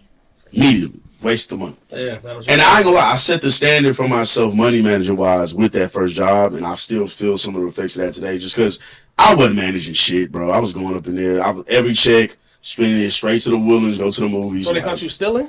No. Managing my money, like my checks. How'd you catch Nah, I'm lying. I stole from Fitness Connection. You What'd you take their weights, nigga? How can you steal from Fitness? This nigga was trying to build his own gym. Y'all not listening. Y'all not listening. He A taking lot of it niggas away don't at a got time. vision, Goose. I'm telling you, bro. No, bro. A lot of niggas Right don't there, think. bro. We locked in, fam. Nah, so I was, cause you know what I'm saying, niggas barely wasn't getting paid as much as I should have been at Fitness Connection. I'm at the front desk. People come in, they just kind of throw a dollar up there to get a water. Shit, I already threw a dollar up there. You go grab my own little, not a water, but like a little Powerade or something. Or they had the little protein cookies and nigga ain't had on lunch. Oh, bet, I'm about to fuck this up. You know what I'm saying? Or they had like the little protein chocolate. Oh, bet, I ain't had no lunch. I'm about to fuck this up. You're just a little Robin Hood. You was feeding charity. It's all good. Corporation, man. Yeah. Stealing to feed the poor. He was doing it. Yeah. Mm-hmm. I was the poor. I'm niggas. So, you do that. Like, I don't work the retail jobs. I don't work. Like, I don't work the jobs the jobs I've loved. Okay, let's I see. worked the furniture Let's hear it. job, Love Sack. You know what I'm saying? Freaky ass name, but that was fire. Yeah. Had an all black crew, black female manager, black female assistant manager. Wait, what happened with your All first black job? Did you get fired or did you quit? I quit, man. Oh, what because you it was do? right before our senior year. Okay, so that makes I'm sense. Right before school? right before school. And they first, I hadn't quit yet, but I took like a leave. Then they gave me the school schedule, like 7 classes. I'm like, man, I have all my credits. I don't even need this many. I dropped it down like 5, and I told them I was going to be working. I quit my job like a couple of days after that. And I just wanted that 5 class schedule. Then I dropped the last 2 that I didn't need and just had 3 classes. But that's why I now, in hindsight, as a grown ass man, 9 years removed from graduating, Yeah, you shouldn't have quit. I shouldn't have quit. That was stupid. You could have talked to them, worked around that. You was in Yeah, school. I definitely What they could. gonna tell you? Drop out? They wanted me to come back. Yeah. I didn't want to come They're not back. gonna tell you to drop out of I high should school have and come work worked. for I definitely HEB. should have worked. But Yo, drop out of school, come back. and the way they raised their money since, Be a like that bagger? job I should have kept. Absolutely not. That's a job. But I mean, at 17, I didn't think Hernandez is ahead. making bank. That's been his only job. Yo, I want When we was 16, we all applied for HEB. Mm-hmm. He got on. A couple niggas got on.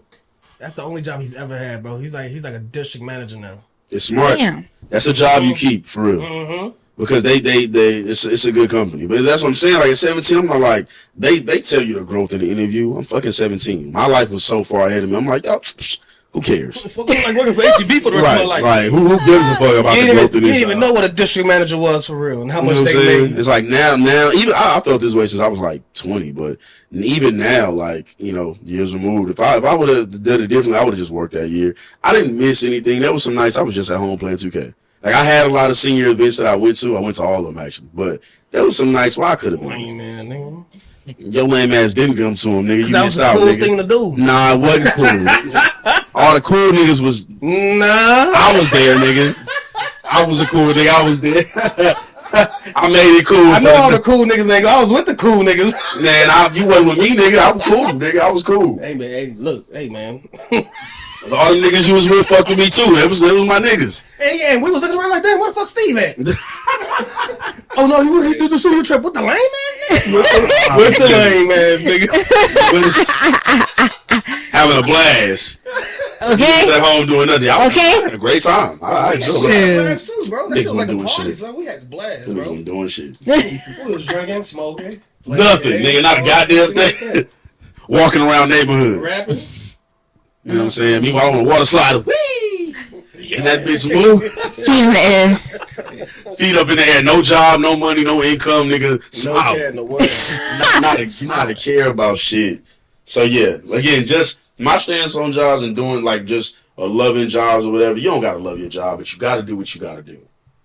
Now, I think everybody, and I think I seen something. Ooh, damn! I should have wrote this down. So I just seen this tweet. Slapped the shit out I of slapped the fuck out my child. That nigga I wasn't dead. gonna address it, but shit, the mic caught it anyway. This lady said on Twitter, she said, trying to leave the rat race is becoming the new rat race. I'm fucking up a rat race right now. But trying to escape the rat race and get into like self-entrepreneurship and all that is becoming the new rat race. Mm-hmm. And I was like, damn, that's a fact. Because everybody, they've been preaching this to us now for the better part of the last 10 years.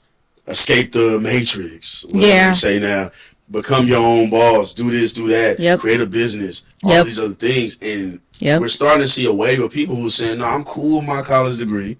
I'm cool with going to do the routine job because that is what's more productive for me. It costs to be a boss. Stability is always comfortable. Stability is always comfortable. And as you get older, it's way more cool than you think it is. Because there's a risk you run, you know, trying to chase the things that I would assume that a lot of us in here are chasing. There's a risk to that. Because we're not chasing stability.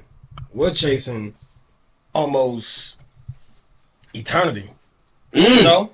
So we're not chasing stability, you know what I'm saying? We're not just trying to be stable. And then the risk of running that whole not trying to be stable is that you're going to have a lot of down years. Yep. A lot of down years where the shit is tough. And the problem is that you look at the niggas with stability. Yep. And you be like, damn, I went to high school with this nigga. Mm-hmm. He done just bought his second house. They got 2 kids. Mm-hmm. He went to college and found him, damn, that nigga living it. He doesn't struggle for anything. But that's probably where he plateaus at. Now, me personally, that's not where I want to plateau at. I want to do way more than that shit. So if it does take me a little longer, but let's say I can settle down in my 40s and 50s and have everything that I wanted in the world, I'm willing to do that. Well, he probably still have to go to work in his little suburban house while I'm living in the house of my dreams or whatever the case may be. I can find a reward in that. You know what I'm saying? But I'm also willing to go through the years to where I have to struggle and shit like that. I want to hear y'all opinions on this. How y'all feel about this? I'm about to say, I agree. It's really, it's stability and maybe a smaller, a lower mountaintop. You know, like you said, a plateau, a limit you will reach, but that limit will take care of your family for the rest of your life. Now, I do salute the niggas that find early stability, and uses that stability as a platform to project themselves, literally, to where they want to be. Because if I could find that stability, so I could build my platform and then project myself to where I want to be, of course that's what I'm trying to do right now. I prefer it. You know what I'm saying? Because out here just trying to project yourself to the moon without having a space station is crazy. But a lot of niggas think they could do it. Say another motherfucking bar, nigga. Goddamn. A lot of niggas think they could do it, build the rocket ships in their backyard. Yeah. Now you need to go to the rocket ship place. While we are in Houston. You gonna blow some shit up? Sometimes you need to go to the rocket ship place and learn how to build a rocket ship. While we are in Houston, we can't project from this NASA, you know what I mean? Houston, we have a problem. You know what I mean? Like that, and that's like, again, this nigga still broke, y'all. Because even like with school, like school wasn't for me from early. I knew this as a kid in 2005. You gotta finish. Yeah, once you get that, if you get that far, you gotta finish. And we think you got it. You know what I'm saying? We think you will be able to finish it. We think you haven't lost sight of your goal. You're just going through a little, you know what I mean, a little uphill battle at the moment. But with that, if I was as far as you got to. Now, you said this 2 years ago. No, my shit, love, drop out, man. Fuck that place. Fuck that place. Drop out, man. Get the fuck out of there. Because I didn't know what degree I wanted. I went 2 semesters of college and I was gone. So for me, like I'm like, I don't even really. It wasn't for me. At least the way it was at the time, the way my mind was, just wasn't for me. And part of it was me being lazy, but also I didn't know what I was doing, so I was kind of just directionless. And it was like, I don't want to just be here not knowing, racking up. I wasn't racking up debt yet, thank God. I went to a community college, so I have no college debt. But if I would have went to a college, I would just wasted my time. So when you went to school, did you know what you wanted to be? Did you know what you wanted to do? Yeah. No. What I wanted, so I didn't know what I wanted from school, because in again, I mentioned like being 2005, knowing that college, I only just wanted it for what I saw. You knew that shit at 8? Damn. Because you see movies like Drumline. You know what I'm saying? Like for me, college was Sister when they went to college. Boy Meets World when they went to college. Like just Fresh Prince when they went to college. College to me was about how fun can it be? Yep. How many girls can I talk to? And at 8, that's what I was thinking. So you hear about the doctors, the lawyers, and all that stuff. I wanted to hoop, and I wanted to rap. Those were the two things I knew I wanted. So I was probably indoctrinated a little bit from my upbringing, but that's what I wanted. And I knew that early, but I was smart enough to where the college dream was a reality. Like I didn't want that at all for me. And now I let some people down in the process, but I never wanted it. I knew early that I didn't want that. I knew my rap name then, the trash rap name. It was Icy with 2 E's. Horrible. Bad name. Like the drink. Icy. Like the drink. I was 8, bro. That's what I drunk. Oh, that's so cute. you know what though? It's kind of loud because my first rap name was D Money. See, you know what I mean? That's actually a good name. Mm-hmm. That would have worked. That still worked. But it's just like and again, chime in. You know what I'm saying? If y'all knew early or y'all kind of just didn't find out till later. Nah, I kind of knew early. I knew my sophomore year in high school. Okay. Maybe my junior. I'm gonna say specifically my junior year. Sophomore year, I was still kind of leaning towards, you know what? Now I'm gonna finish up with my grades. I'm gonna get my academic scholarship. I'm gonna go to Texas A&M. I'm gonna go be an engineer. I'm gonna go work for Sony. And that was my plan. That was my whole plan. But then around sophomore year, I was just like, man, I just love telling these jokes, man. I just fucking love telling these jokes, man. Everybody loves it when I tell them, like, the feeling that I get. Mm-hmm. You know what I'm saying? So I kind of lost that, like, embarrassment factor. Like, especially if I was, like, to do something on purpose, like, walked in and fall down the stairs or something like that. Shit that normal people feel like it's embarrassing. But if I get up and everybody's laughing, I'm just like, oh, yeah. I like the way laughter from other people made me feel. And then at that point was when I was super getting into stand-up comedy. And I'm looking at some of these and I'm like, yo, I could fucking do that. So then it's like my whole brain switched, you know what I'm saying? It was almost like an epiphany. And I was just like, all right, man, I know I want to be in entertainment. I don't know exactly which one I want to stick to. If it was rapping because I was doing poetry at the time. If it was telling jokes because I was funny. If it was writing movies or anything or shows because I had great ideas. I just know I wanted to be into the entertainment business. And I realized that I don't need to go to college to do that Yeah, shit. you don't.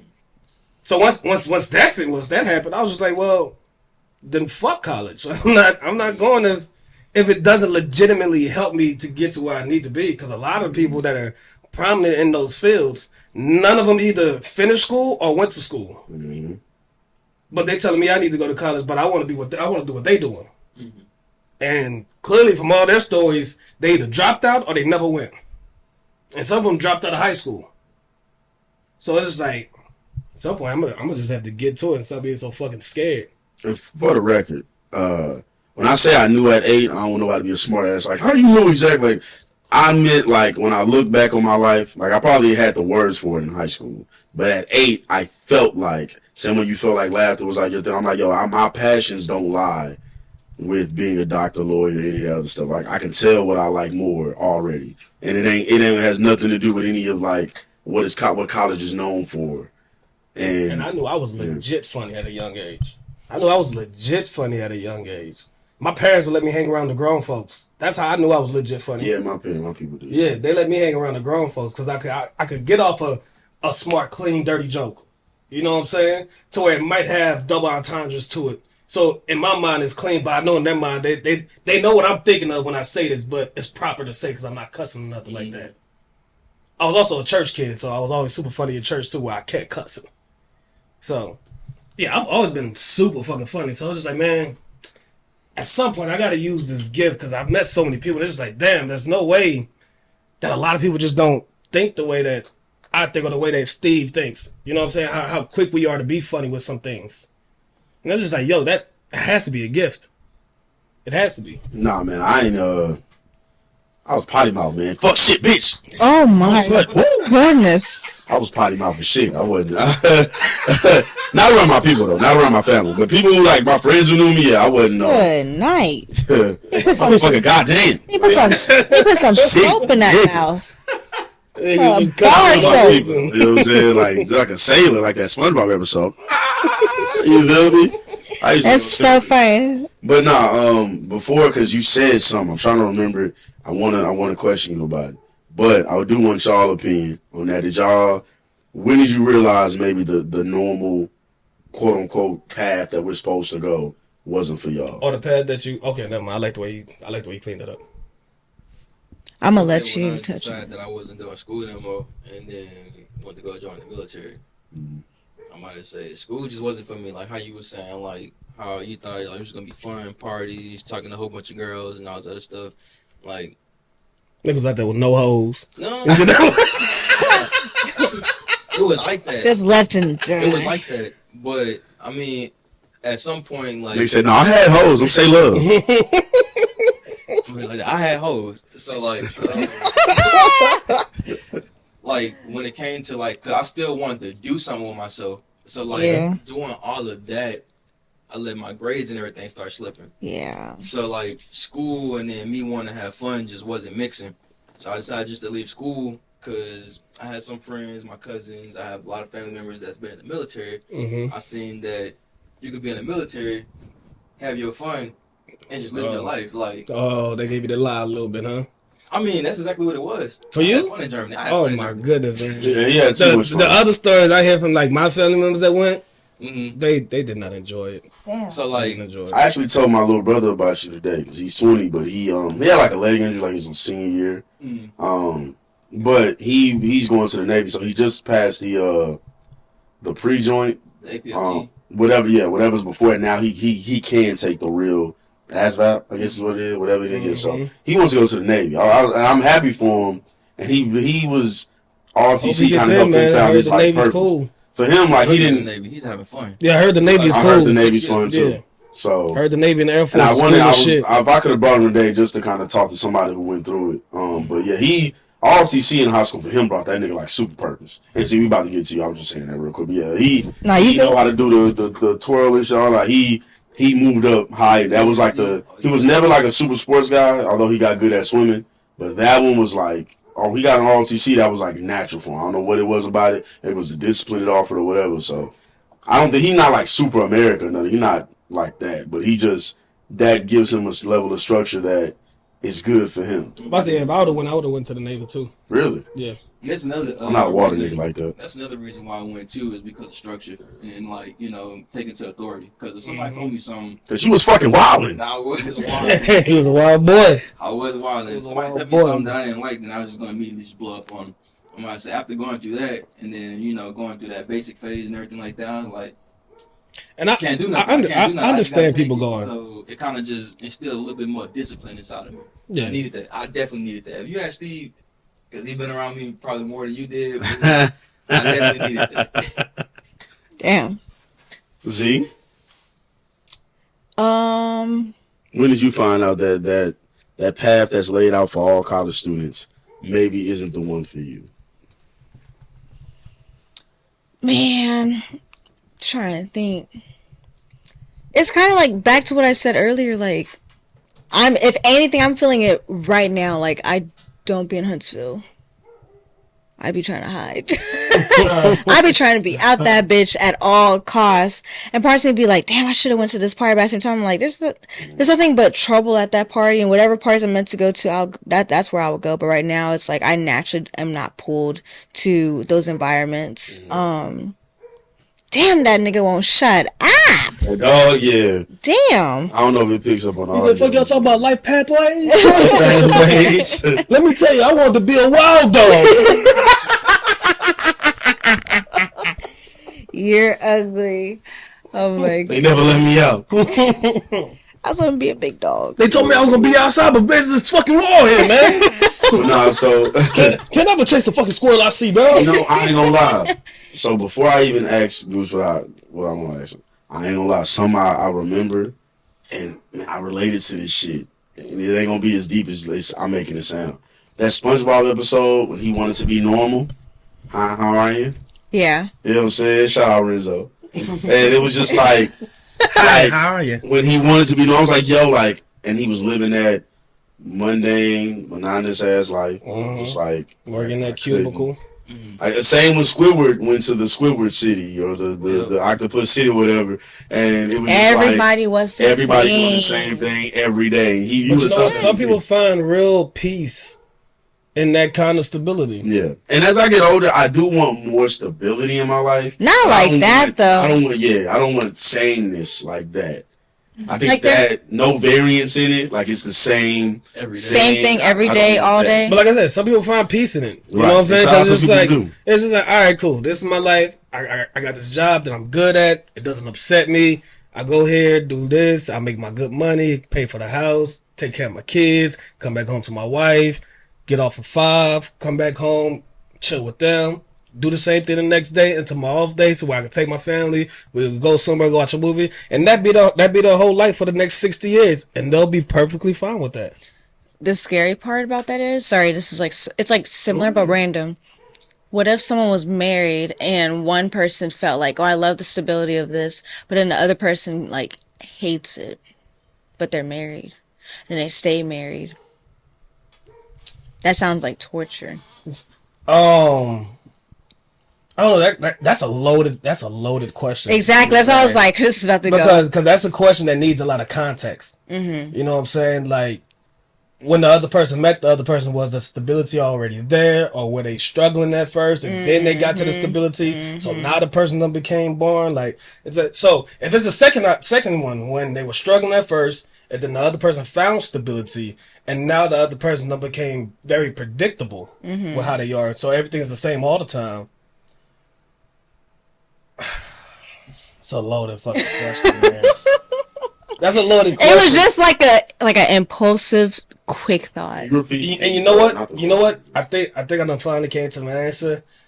It'd be selfish for the other person to abandon that situation, because the other person probably found that stability for you. So for you to abandon that situation because now the other person became born, that's hella selfish.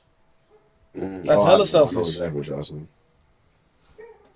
Now, if you found the motherfucker in the stability, and then you got married into the stability, and now you realize you don't like it, then it's just like, what was your dumb ass doing in the first place marrying this motherfucker? Like, what was your intentions? Mm-hmm. See, so that brings me to another thing, right? Because as men, we all want stability, and women want stability as well. So you might be maybe you're more innocent than others. We're gonna see. You know what I'm saying? Maybe Goose is innocent. You know what I'm saying? Maybe Vaughn is innocent. But like I think there's this thing, and we heard it our entire life about bad girls and bad boys, right?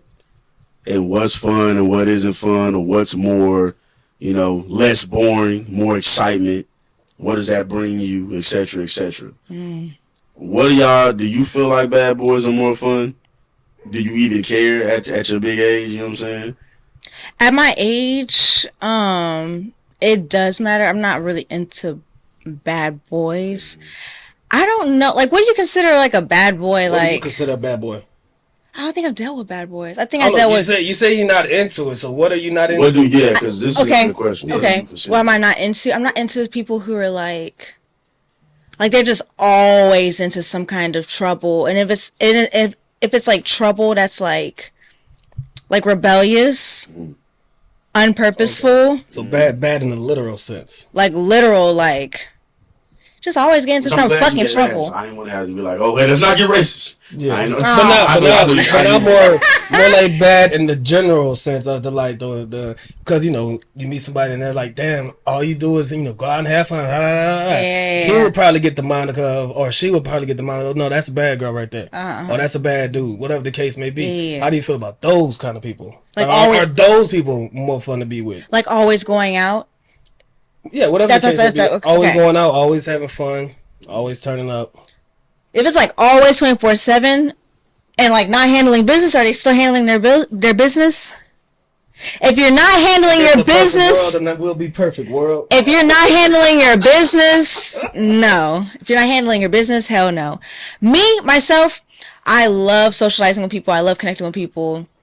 I love going out whenever I have the opportunity. But to be outside all the freaking time, No, I need to recharge my social battery. I like to put my feet up and watch Netflix with my kettle corn popcorn. Like that's great. Oh, I'll have a mask on too, just sitting there chilling. Those are fun to me too. See, let me ask though, Goose, and I want you to answer this. Is this the question you've been waiting for me? No, that question will come another time. Okay. Oh, damn. Because I wanted to know that question, but Did you it's save all it? Did you good. save it? Yeah, I said. I mean, because it has something to do with you saying like being around the grown folks when we was younger. We'll get into that. Okay. Yeah. My question for you now is, what is a bad girl to you?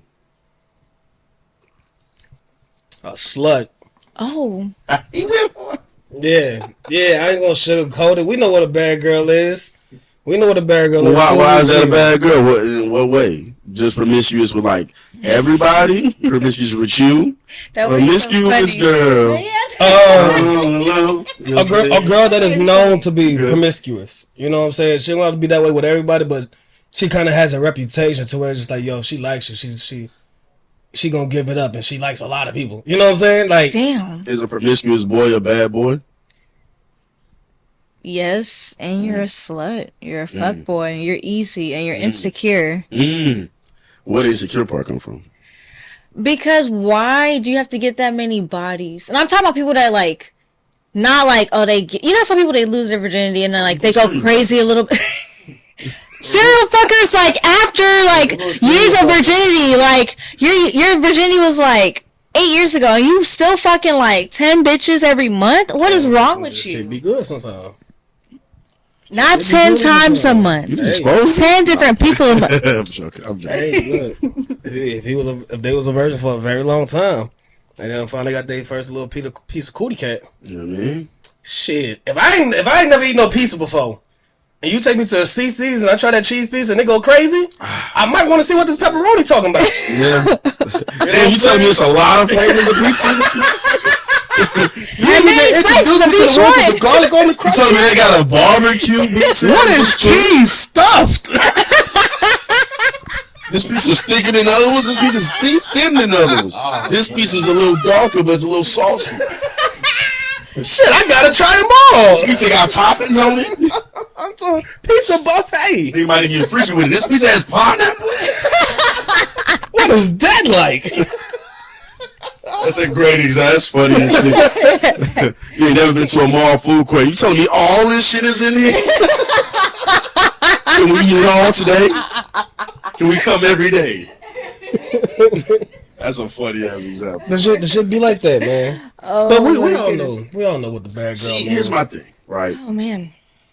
The oh man is crazy. That was so funny. Steelo love the hoes. Mm. Steelo, I love, you know what I'm saying? I respect, if you're a man and you, I respect you. If you're a woman and you, I love you. You know what I mean? Like, I have no problem with promiscuity. Did I say that right? Maybe. Felt good. You know what I mean? It's okay. Like, it's not okay, but if you are single, fuck who you want to fuck. Who cares? You know what I'm saying? Do what you want to do. However, Only people you upsetting is your grandparents. they was fucking back then. And them little clubs getting high and low. You know what I'm saying? Man, some people. That's why Big Mama got 12 kids. Hey. Big Mama was giving up. I was getting down. So it's like, I Papa just. ain't let her rest. What's a bad girl to you, Vaughn? Give it up, Papa. Stop offer. A bad girl, like, which I'll explain, would be my definition. I about to say, like, with them, from the explanation that Goose gave, they Do could it be a be more wild card. fun? They could get a wild card. They be more fun. So But they're a wild card. finish your answer. Why wild card? Cause like you said, like, she might like a lot of people, but if she like you, she's gonna give it up to you. I just seen this Instagram post of this one girl. She just started talking to this dude. They both went to go get tested at the same time. And 3 months later, cause she wasn't doing anything, he had got her burned. He got her burned? Yes. Like he set on fire? No, like with the shit. Nigga, this shit. Oh, he gave her this. Oh. Yeah, he gave her the shit. Oh. I was really concerned. I was like, wait a minute, burned. Wait a minute. He set the bitch on fire because she This wasn't doing nigga's nothing. hilarious, ain't he? You born, bitch. Right? Burn. But That's like, crazy as fuck, son. Cause like even with Steve, how you say if you single, fuck who you want to fuck. Like then you get to a whole nother issue with That could be the wild card part, just saying. the wild card part. Okay. Well, my next thing though is, strap and see, I up. swear I'm coming back to you. I got more questions for you. Are bad girls more fun than a stable, stay at home, kick her feet up, wear her mask, watch her Netflix woman? It depends on what you want. In the And moment. kettle popcorn. It depends. It depends on what you want in the moment. And what you feel at that moment too. I think bad girls are more down to have fun. So say you're entering a relationship. You want a relationship. You're on the dating market looking for your next girlfriend. You're not getting a relationship with that bad girl, huh? No. Even if you have no, now see, we about to get into slippery slopes. I'm about to say, because that's a loaded question too. Because you don't know, she's promiscuous with you. Y'all hung out for a couple hours and all of a sudden y'all whoop the bam. You feel me? Mm-hmm. But you don't know if she's like that with everybody. You don't know if that could have just been you. Mm. Maybe you heard some things around. Maybe y'all go to a similar place. You've heard some things, but you don't really know. You haven't seen anything that would make you feel away, but she has a reputation of a girl who, hey, you know what I mean? You know what I mean? She don't gotta be, I'm not even talking about the person who is known for having sex with a bunch of people. I'm just talking about, like, there's some people who say some things like, oh no, she fired, this, that, and other. You don't know. Nothing substantiated. If that's the situation, and her reputation was when she's single, look, mama, whatever you do before I got here, that shit don't matter to me. You were single, live your life. Now, if I hear you have a reputation of being a cheater, that's a different story. That's a different story. Because bitch, you ain't finna do that to me. That's a different story. But if you was down to be promiscuous while you was single, by all means, if I really taking a liking to you, and I feel like you really taking a liking to me, and we both agree to take that next step, shit, baby, you like to have fun, I like to have fun. Let's take this next step. No, Big We can Z. have fun forever. Don't that sound great? Big Z. Don't it sound good? I gotta do this to you. 'Cause I like his answer. He out of the corner a little bit. They both out of the corner. Got off the ropes. But I'm about to back you into a corner right now. Why you gotta put me in a hot seat? I got to. It's burning because you sat in my seat. It's cool. Don't leave it alone. Y'all, So- he's so mad. It's just one episode. I told him my back hurts, and he over here giving me shit. Shut up. Oh, You man. almost pick up. Your a back fool. ain't hurt that much. You be laid up watching Netflix, eating kettle corn with your mask on. Probably why her back hurt. She need to You gotta lay right. She need to walk around, boy. Riding horses make your back. My fault. Riding horses in Puerto Rico will make your back hurt no matter what. Goose, can I borrow this drink real quick? Are you gonna throw it on me? No, you don't need to do No, that. I was thinking about throwing it on this one. That's what he asked. No, he said throw it on me, Oh no, please no. not you. Okay, if you ain't gonna throw it on me, then by all means, do what you got to. Why mess up Savon's premise? That's crazy. That's crazy. Y'all was fighting with y'all siblings. I mean, I never did. This never happened with me and my sister, but I see it in movies. And then the siblings fighting, and then one person gets behind their mom and be like, Oh God. That's the same you do that for her. Not us. Now, with me and my cousins, Not us. Nah. me and my sibling, I was older, so. If But me and my you're right, I siblings know are what you're fighting talking and my about. I know what you're parents talking walk in, everybody's ass is getting whooped. Damn. They ain't play that shit. about. Yeah. And then, not only that, now imagine being mad at your sibling and y'all done just got into fisticuffs. Your pops walk in, your mom walk in. She came through the house whooping everybody ass, even the kids that wasn't fighting. Your ass is getting whooped too Why because you y'all had didn't stop it. Yeah, So yep. everybody ass is getting whooped, and then the two that are fighting, guess what you gotta do for the next hour? Hold hands. So, yeah. You gotta hold hands for the next hour. I got a picture on my phone. There's two little boys that clearly mad at each other in one T-shirt, saying this is our get along shirt. Yeah, that's what our parents used to do with us, man. If they ever caught us fighting, then we would have to sit there and hold hands for an hour. But let me not let Z escape this corner. You don't like men with an edge. You don't want no square bob. You don't want no. You want a guy who you can walk around, you feel a little protected with. You That do. is true. Yeah. You want a guy who you and not saying that bad boys are the only person who can protect you, but they have the perception of the person that can protect you. You don't want somebody who maybe like who has a little edge. Like got a little you edge might not to want him. like a street dude or nothing. I'm not saying that. No. But you don't want no guy who just a real Poindexter. Hi, how are you? Hazy. No. Like you don't want. Yeah. And we don't Yeah. all the way buck here. Let me, because I'm about to say when ain't nobody really. Hold on. Let her answer though first. Let her answer first. I got you. Let me say this before you get into it. I want you to piggyback off this. Okay. Too. Got you. Bad girls are known to be freakier. Let's just say it. known to be freaking, known to be wild, and known to do more shit during sex. Bad boys, at least according to what women have said, are known to be the type of rough that women like. The type of more aggressive during sex that women like. A rough more forthcoming than women like. Soldier. A soldier. Beyonce made that song just cause. There's a theme that's going on. So I want you to piggyback off of that. I do like men with a little edge to them, like a reformed gangster. That's crazy. And she done fell in the corner. Keep punching. She want a reformed gangster. So listen, fellas, if you just got out of jail and you found Christ or Allah, come my way. Change your ways. Come my way. So here's my question: the fuck is a reformed gangster? Please. Someone who went through a tough time. I'm not gonna say exactly what tough time, but a tough time, and they learned from the experience. Actually, I'll dip into it. I ain't gonna want you to dip into it. Now you sit down and we just welding. Yeah, y'all are. God damn. I'm the only female in the room, so they gotta test me. They just trying to thicker skin. But anyways. We're out of monolith.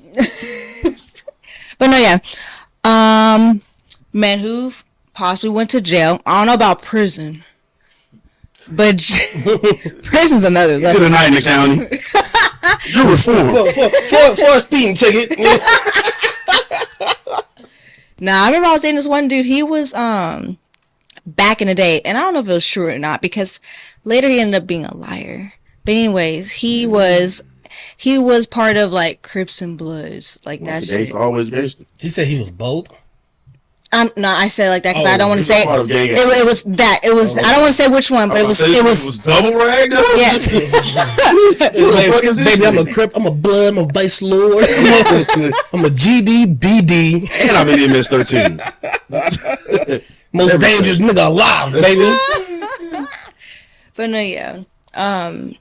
Men who basically just maybe been with the law, like had issues with the law and overcame different situations, and afterwards they learn from those things and, you know, try to be a better person. Or even if it wasn't nothing in regards to their character, knowing when to make better decisions and who to be around, right place, you know, be at the right place and right time at different times. So Let the record be known that she don't want no bitch. That's all it is. Fellas, So, you want to do Z, you can't be no bitch ass nigga. I was say I need a man. I need a man who's gonna speak up. Yeah, if it's time to pop Stand shit, up for yourself. if it's time, don't be a bad guy. But if it's like if there's a situation and it's just clear that someone's trying to punk you, I need you to stand up and be like. I need you to have the mentality like if you need to, you know, slap the fuck out that person.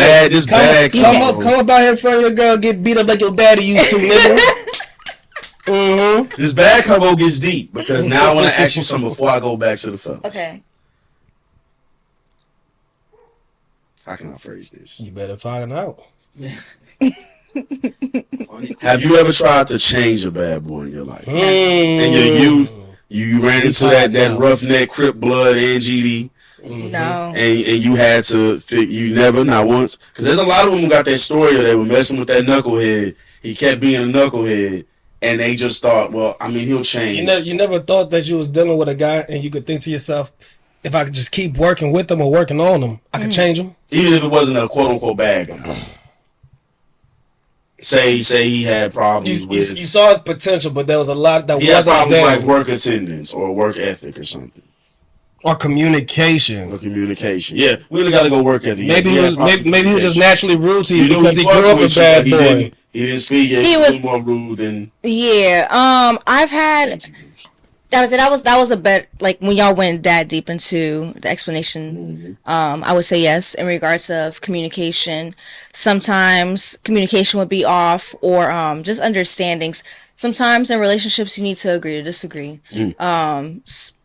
Me being a strong personality, and most of the time I date men who also have a strong personality. It gets kind of like hard when y'all have an argument. Nobody wants to give way. Yeah, like someone has to give. Shit. I gotta win every battle. Anyways, moving on. He's saying that shit that he's gonna marry someone and be like, whatever wife he wants. That's how I already know. Hey, look here. You're gonna be a They say happy sucker. wife. No, I'm They say kidding, not a happy sucker. wife, happy life. See, A there you happy go. man is God's plan. Hey, I saw that shit on YouTube Shorts today. that last one I never heard that. Okay. So I appreciate your answer. I think because Bab again, what I'm coming to the conclusion. I got a question for them. They about to get back in that corner. But what I think it is we're seeing so far is the terms are they're not strongly defined enough. Because there's a clear criminal who has 10 mug shots. It's a bad boy. We know who we're talking about. Yeah. Let's not stop beating around the bush. We know we're talking. Know a bad girl who go out and get sloppy drunk all the time. Also has maybe a criminal record. And fucks also everybody. wilding out. A bad boy fuck a bunch of people. Got you know what I'm saying, baby mamas. This is for any race. This ain't for black. You know what I'm saying. He ain't taking care of them. You know, a bunch of different shit. That all can go into a bad one. There's a difference between a solid guy and a bad guy. There's a difference. And a solid guy can still command respect and can still hold stuff down and still be a stern person. Can still not be no bitch. Without ever living Without that ever really gangster being a life. street dude or a bad guy. So, and street dudes aren't bad, but I'm just talking about bad guys and we know what we're saying. They just idiots. That is a big difference. It's not that they street or nothing. They're not street dudes. They're not gangster dudes. They're idiot dudes. That's a bad guy. Real crash out Yeah. niggas. So, my question to the fellas. And Vaughn, if you want to answer this first, you can. Goose, y'all feel it? Cool. Have y'all ever tried to say that bad girl? Say that promiscuous girl. Did you ever try?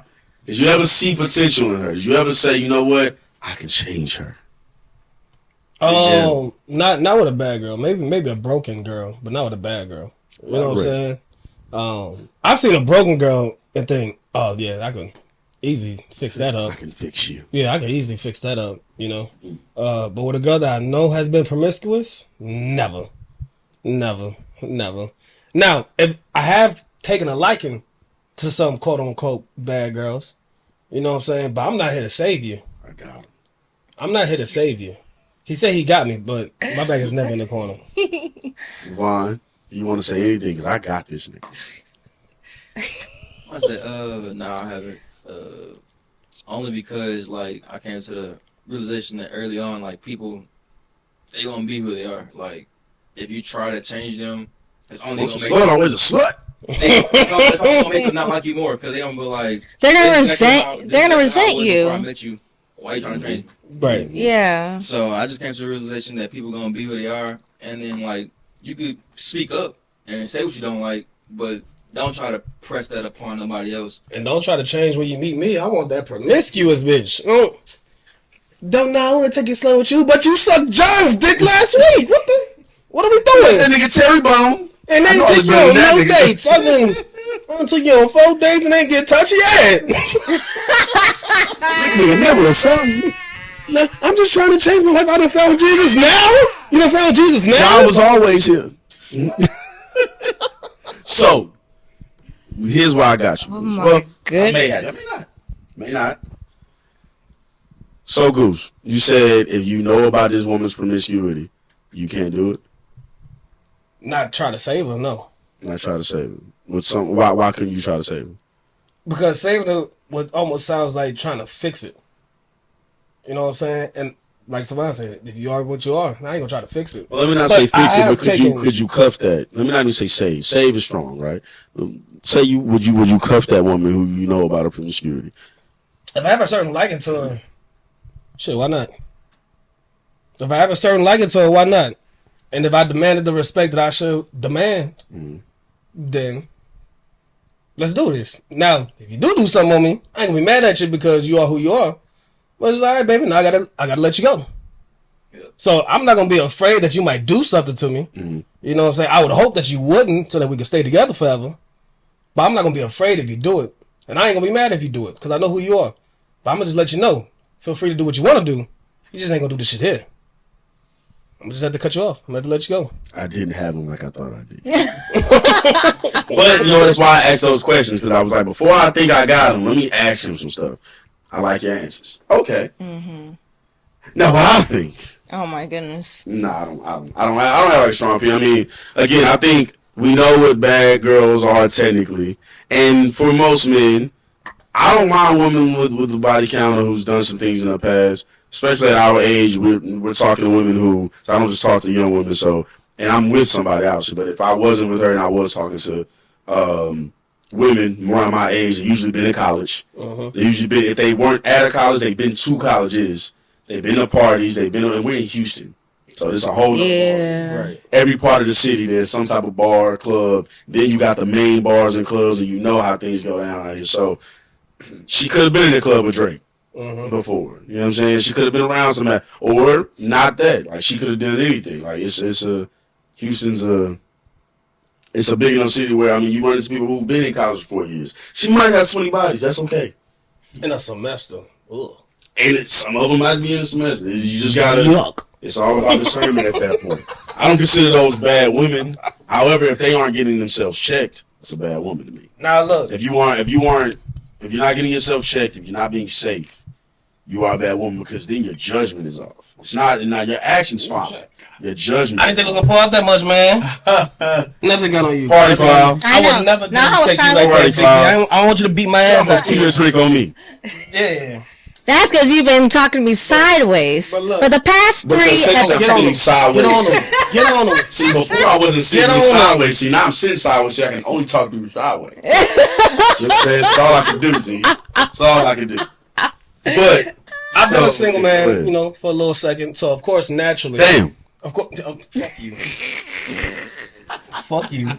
All right? Fuck you. But, naturally, when I go out, of course, a bad girl is going to seem fun to me. Because I know there ain't going to be no strings attached, this, that, the third. Whatever. But deep down, the kind of guy that I am, that's what I mean. These girls really don't ever last talking too much. Because I don't want no bad girl for real. You know what I'm saying? I want that good girl that can have some fun every once in a while. You know what I'm saying? Those are girls that I like to meet.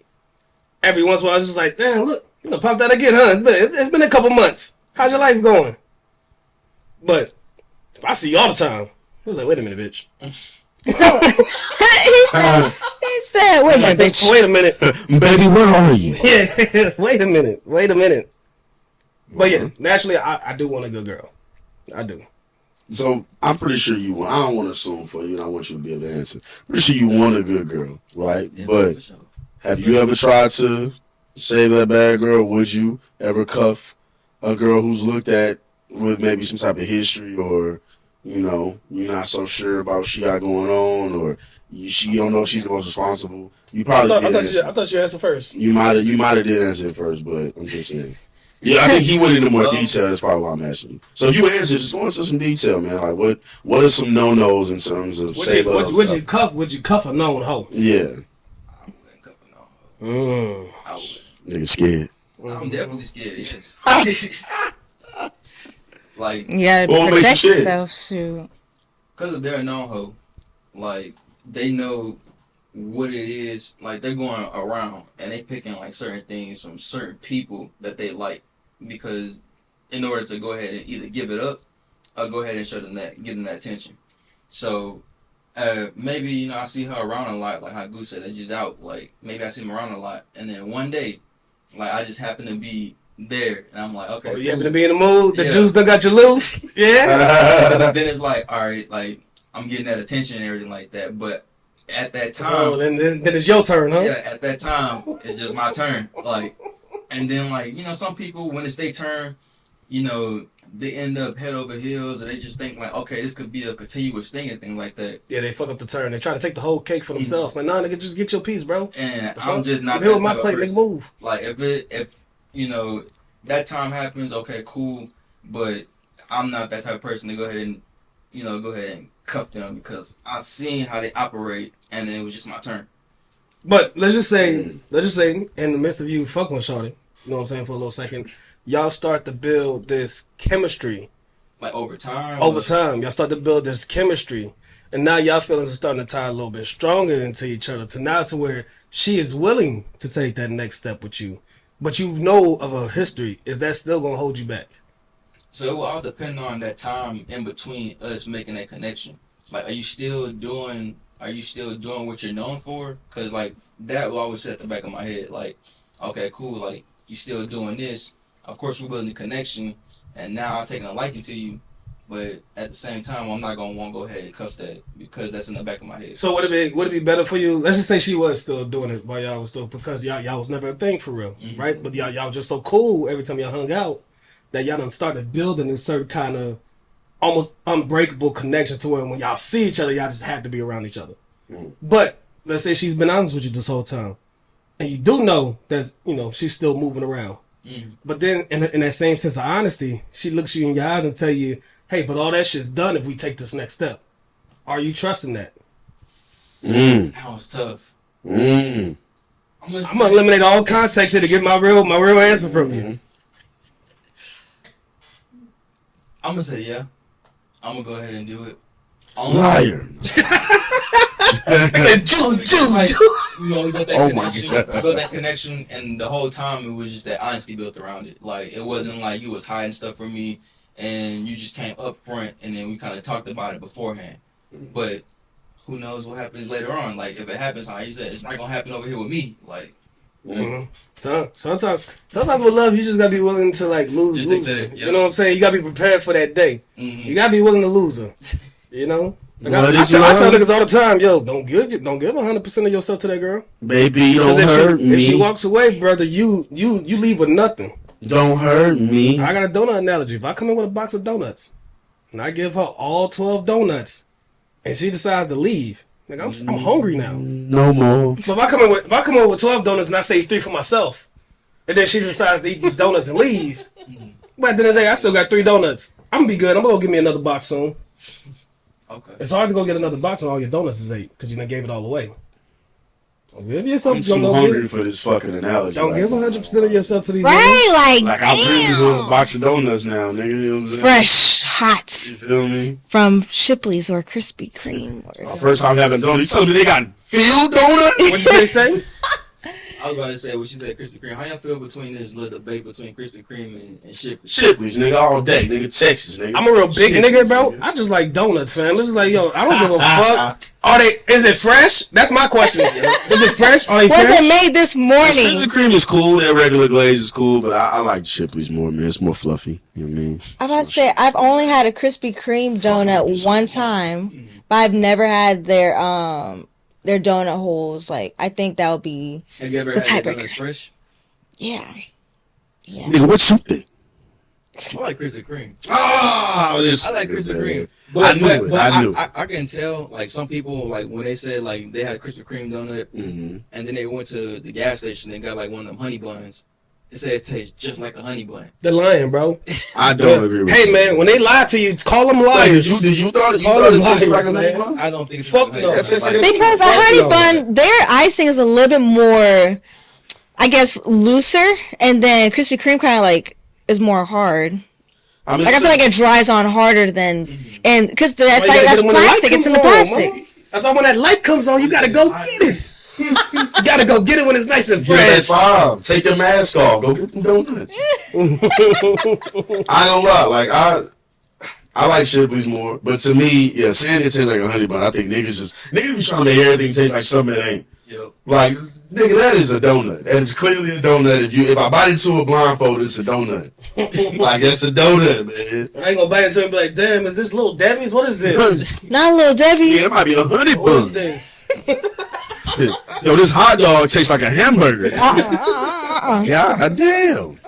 No way. Like, that's like, you know what I mean? I don't know. But not to deviate too far away from that. I just kind of want to piggyback off what I'm about to deviate drugs.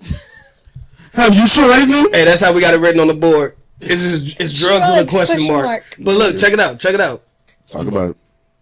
Anybody done any kind of drugs in here? Yeah, man. So the first time I ate pussy for crack.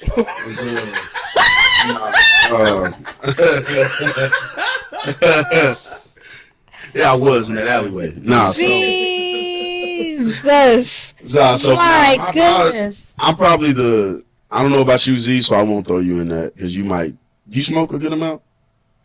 I smoke enough. She Okay. smoked with us before the pod. Oh. Who said he smoke? But you might not smoke a lot. You might just be social. Because I'm not a smoker. I'm just. I think I'm a social smoker. I mean, I feel like like maybe a year or two ago, I was smoking. I was smoking by myself. Yeah, I was a lonely smoker. But like now, I'm more social. You'll catch me every now and then now by myself. Because me, I'm definitely a social smoker. I drink by myself, but I smoking by myself. If I got like a pen, like kind of what he got made. Yeah. But even then, like I don't be needing all that mad hits. I take like one and I'm cool. I'm not gonna lie. I'm kind of skeptical. I'm Like I won't say I won't hit a pen. I won't say that I won't hit a pen, but I am very skeptical about these pens because you don't know what they're putting in them You anymore. don't know what they're putting in these pens, and that shit is a mix of 1,000 things. Yeah. Like I don't know what reactions y'all got, but once I hit a pen, I'm about to say, but that's why I like this company, because with this company they got a QR code in the back, and on that QR code they're gonna list everything that's in this pen. Really? Yeah. They need to do that to all Off top of your head, how much is in there? You don't gotta have the exact number. Off top, they got live resin, they got THCA, THCP, Bless you. JD, Bless you. God bless you. Hydroxy 11. You got what, like 7, 8 things right now? Did she say bless? Yeah, I'm like, you know what I'm saying? But all of it's like regular, because all of it's like, even though it's like maybe like 15 things in there, they're all like 0.03% of those things. No concentration. Yeah, which is why it's legalized to sell this stuff. Mm-hmm. And I hate when people use the company, but oh man, that shit fake. It's like, no, it's not fake. This is probably stronger than what you're actually getting. Because there's a lot of things mixed in it that are legit shit.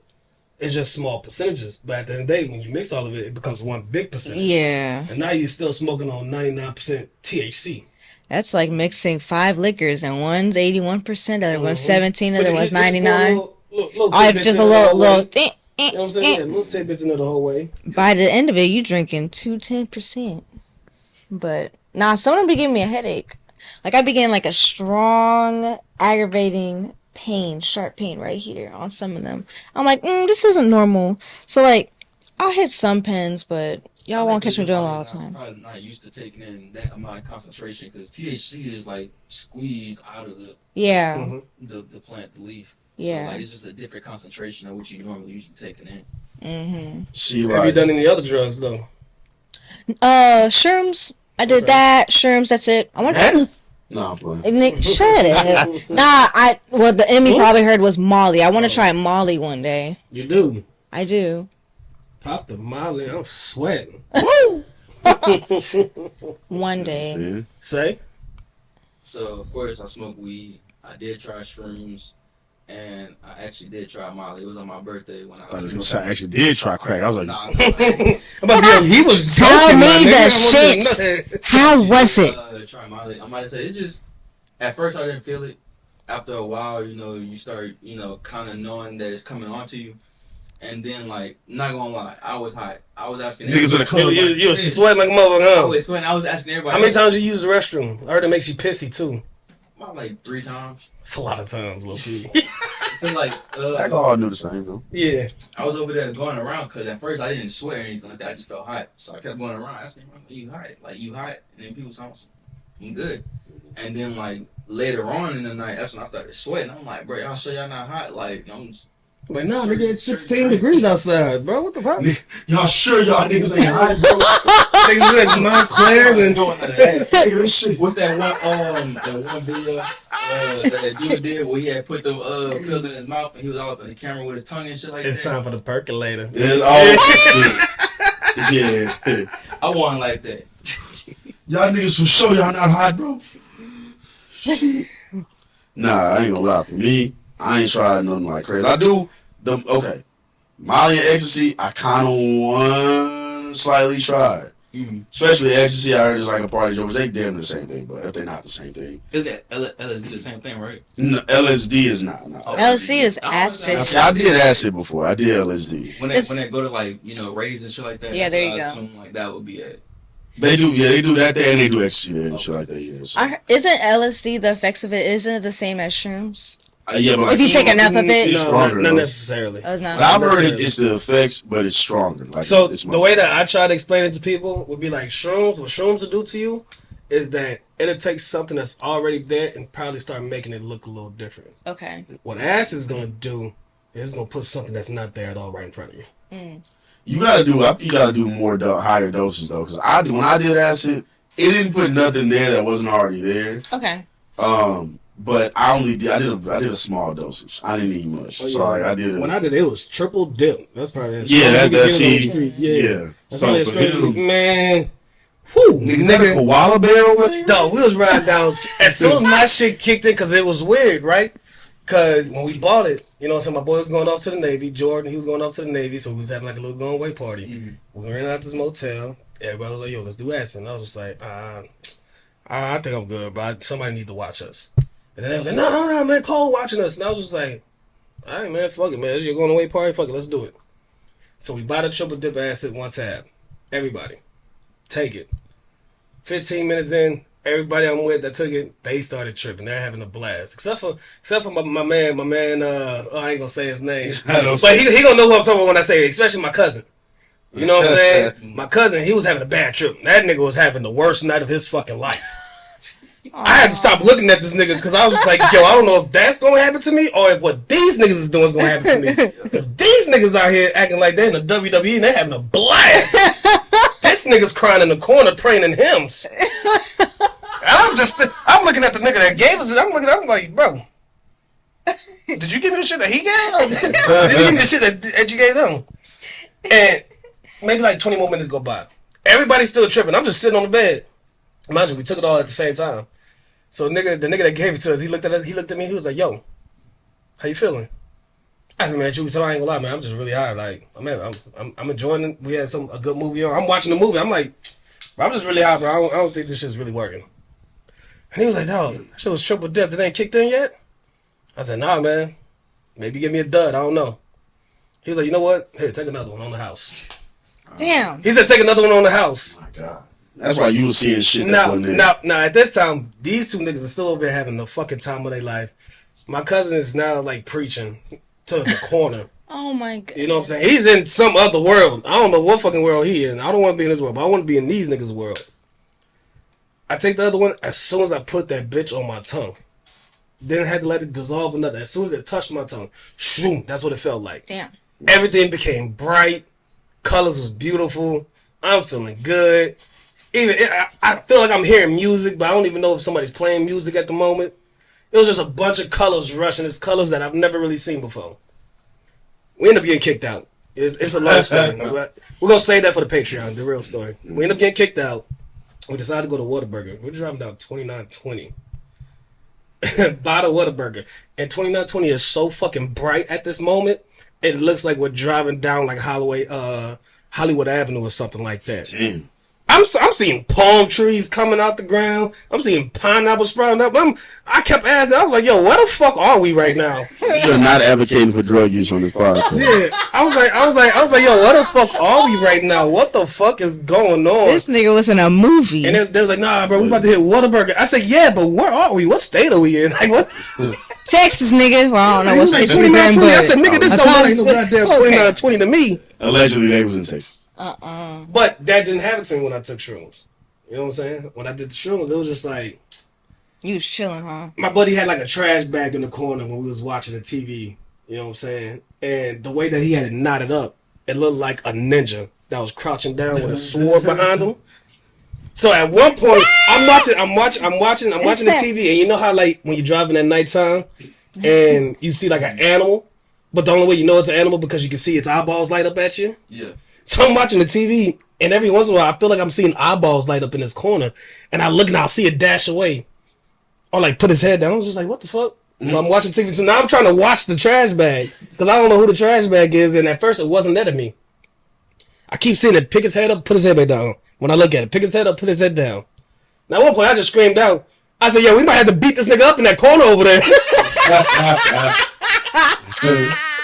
That nigga Markel got up. He said, what? He went over and grabbed the trash bag. He said, nigga, this is a trash bag. I said, oh, that nigga almost got fucked up. See, now, my acid experience was real, like, chill, man. I watched a bunch of colorful movies. Watched Fantasia 2000, Austin Powers Gold member. I swam on the carpet. That shit was great. Like, it wasn't like, oh, I think I'm in water. Oh, shit.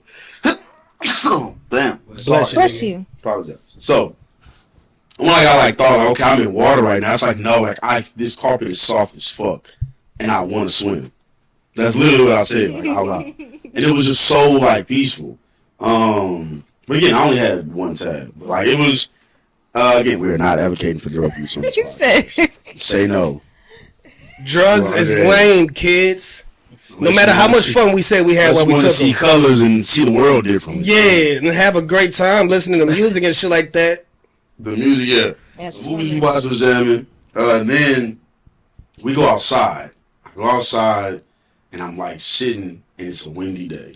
And I'm looking at the grass and I can see like every blade of grass like just being blowed ever so gently. And I'm seeing cars pass up where I was at.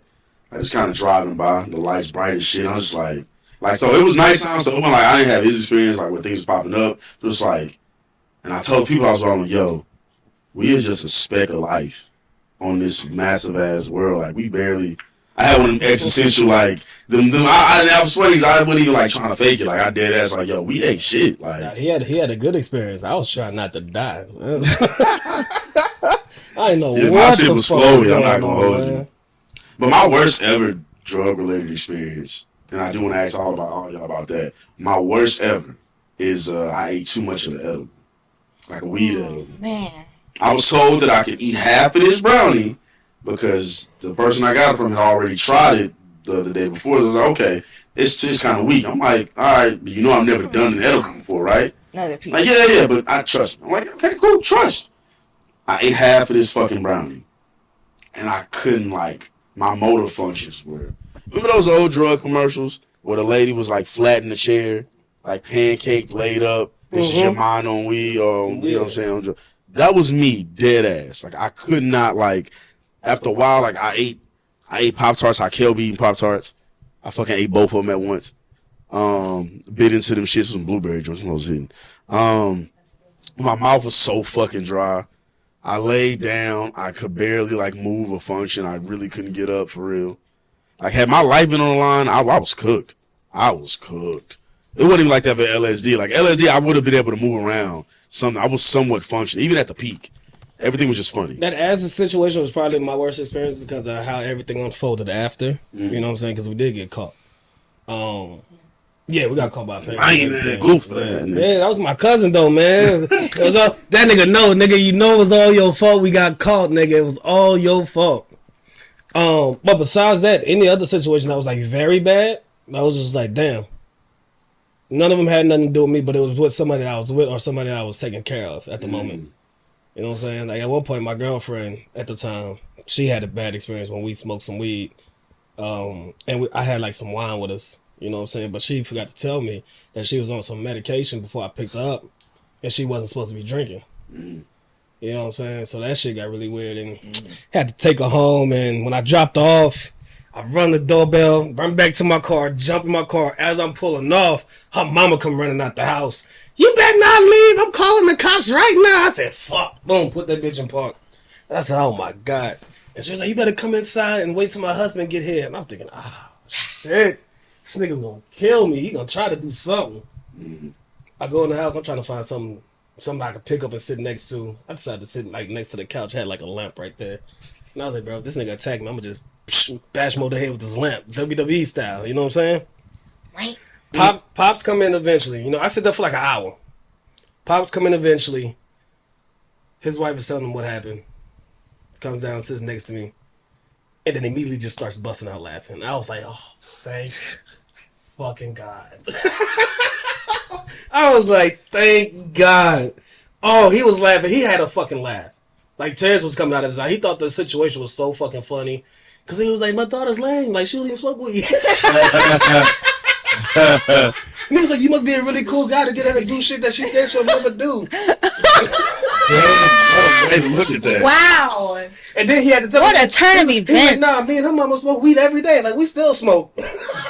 Oh, that's why he thought it was Yeah, that's why he thought it was hella funny. I was like, all right, cool, man. Shout out to him, man. That's me. I'm shot your big ass. I threw that fucking lamp at you. I just skedaddled like Tom and Jerry. Wow, what was one of your worst drug experiences, man?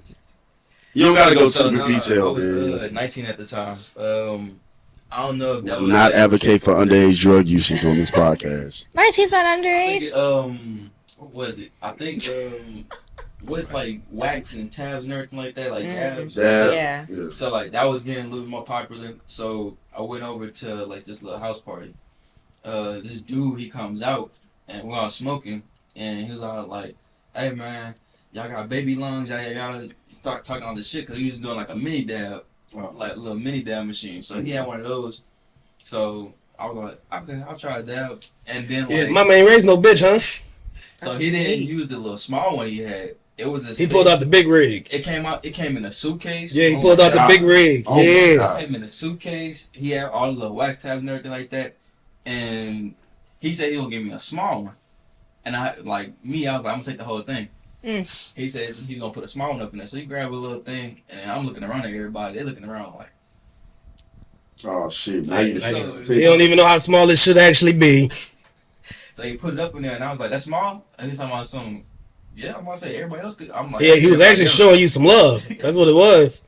So he go ahead. He's heating up this little tube. Torch. Yeah, his torch on his tube, and like you dip the wax up in there after it gets all real hot. Mm-hmm. So that way, as soon as it touches it, it starts smoking. Yeah. So I'm over there like, all right, cool, it's smoking. I'm taking it. He telling you inhale. Mm-hmm. So I'm over there coughing. So after I'm, getting myself together, I went through like 2 little bottles of water trying to get my, self together. Mm-hmm. I'm sitting there, minutes go by. I'm sitting there on the couch, and it just feels like I'm sinking. Like my chest is sinking. I barely could breathe and stuff like that. So I'm like, damn, like I can't breathe. So right now I'm thinking about controlling my breathing because my body's just not doing it by itself. And I'm just focused on that shit. So like, I went to go get me some water. Bad idea. Started choking. Oh my god! This nigga was drinking water and started choking. We can't even say to him, stop drinking. Put the bottle down, nigga. God damn. He's dying, literally. So niggas over there come up to me over there, patting me on the back and stuff like that, pushing on my chest. So I'm like getting pushed around and shit like that because niggas think I'm about to die. Like, So nigga grabbed the water bottle and almost killed himself. so after I'm good, like nobody don't give me no water and stuff like that. I bet you they didn't, goddammit. This nigga can't drink water again. Is what that is. Nobody want to give me no water and stuff like that.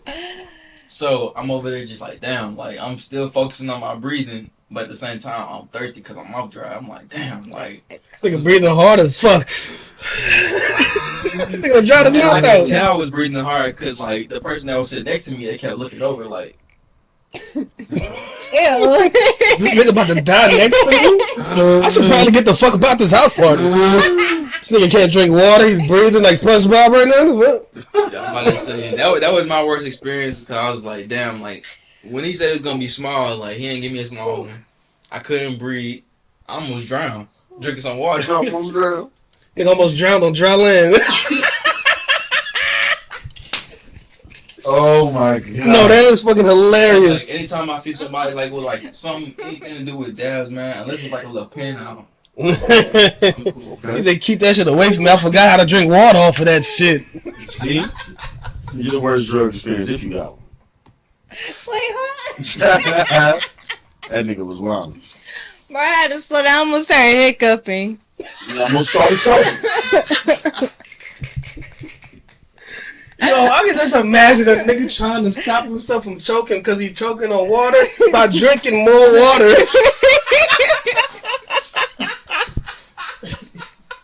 That shit is crazy. And everybody trying to tell him to stop. No.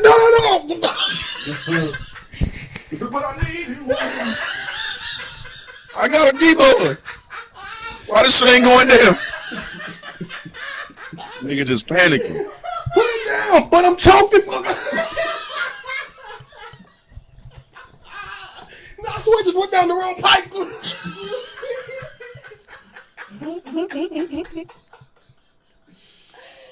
Yo, this is the funniest shit in the world to imagine to me right now. What the fuck is going on? What'd you give me? What the fuck did you give me? Nigga, that's just H2O, nigga. What the fuck? Shit on motherfucking water.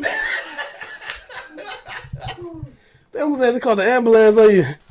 Thought the nigga try to pull a limb eyes on him. Yeah, dude. What a Parmesan. Oh my god.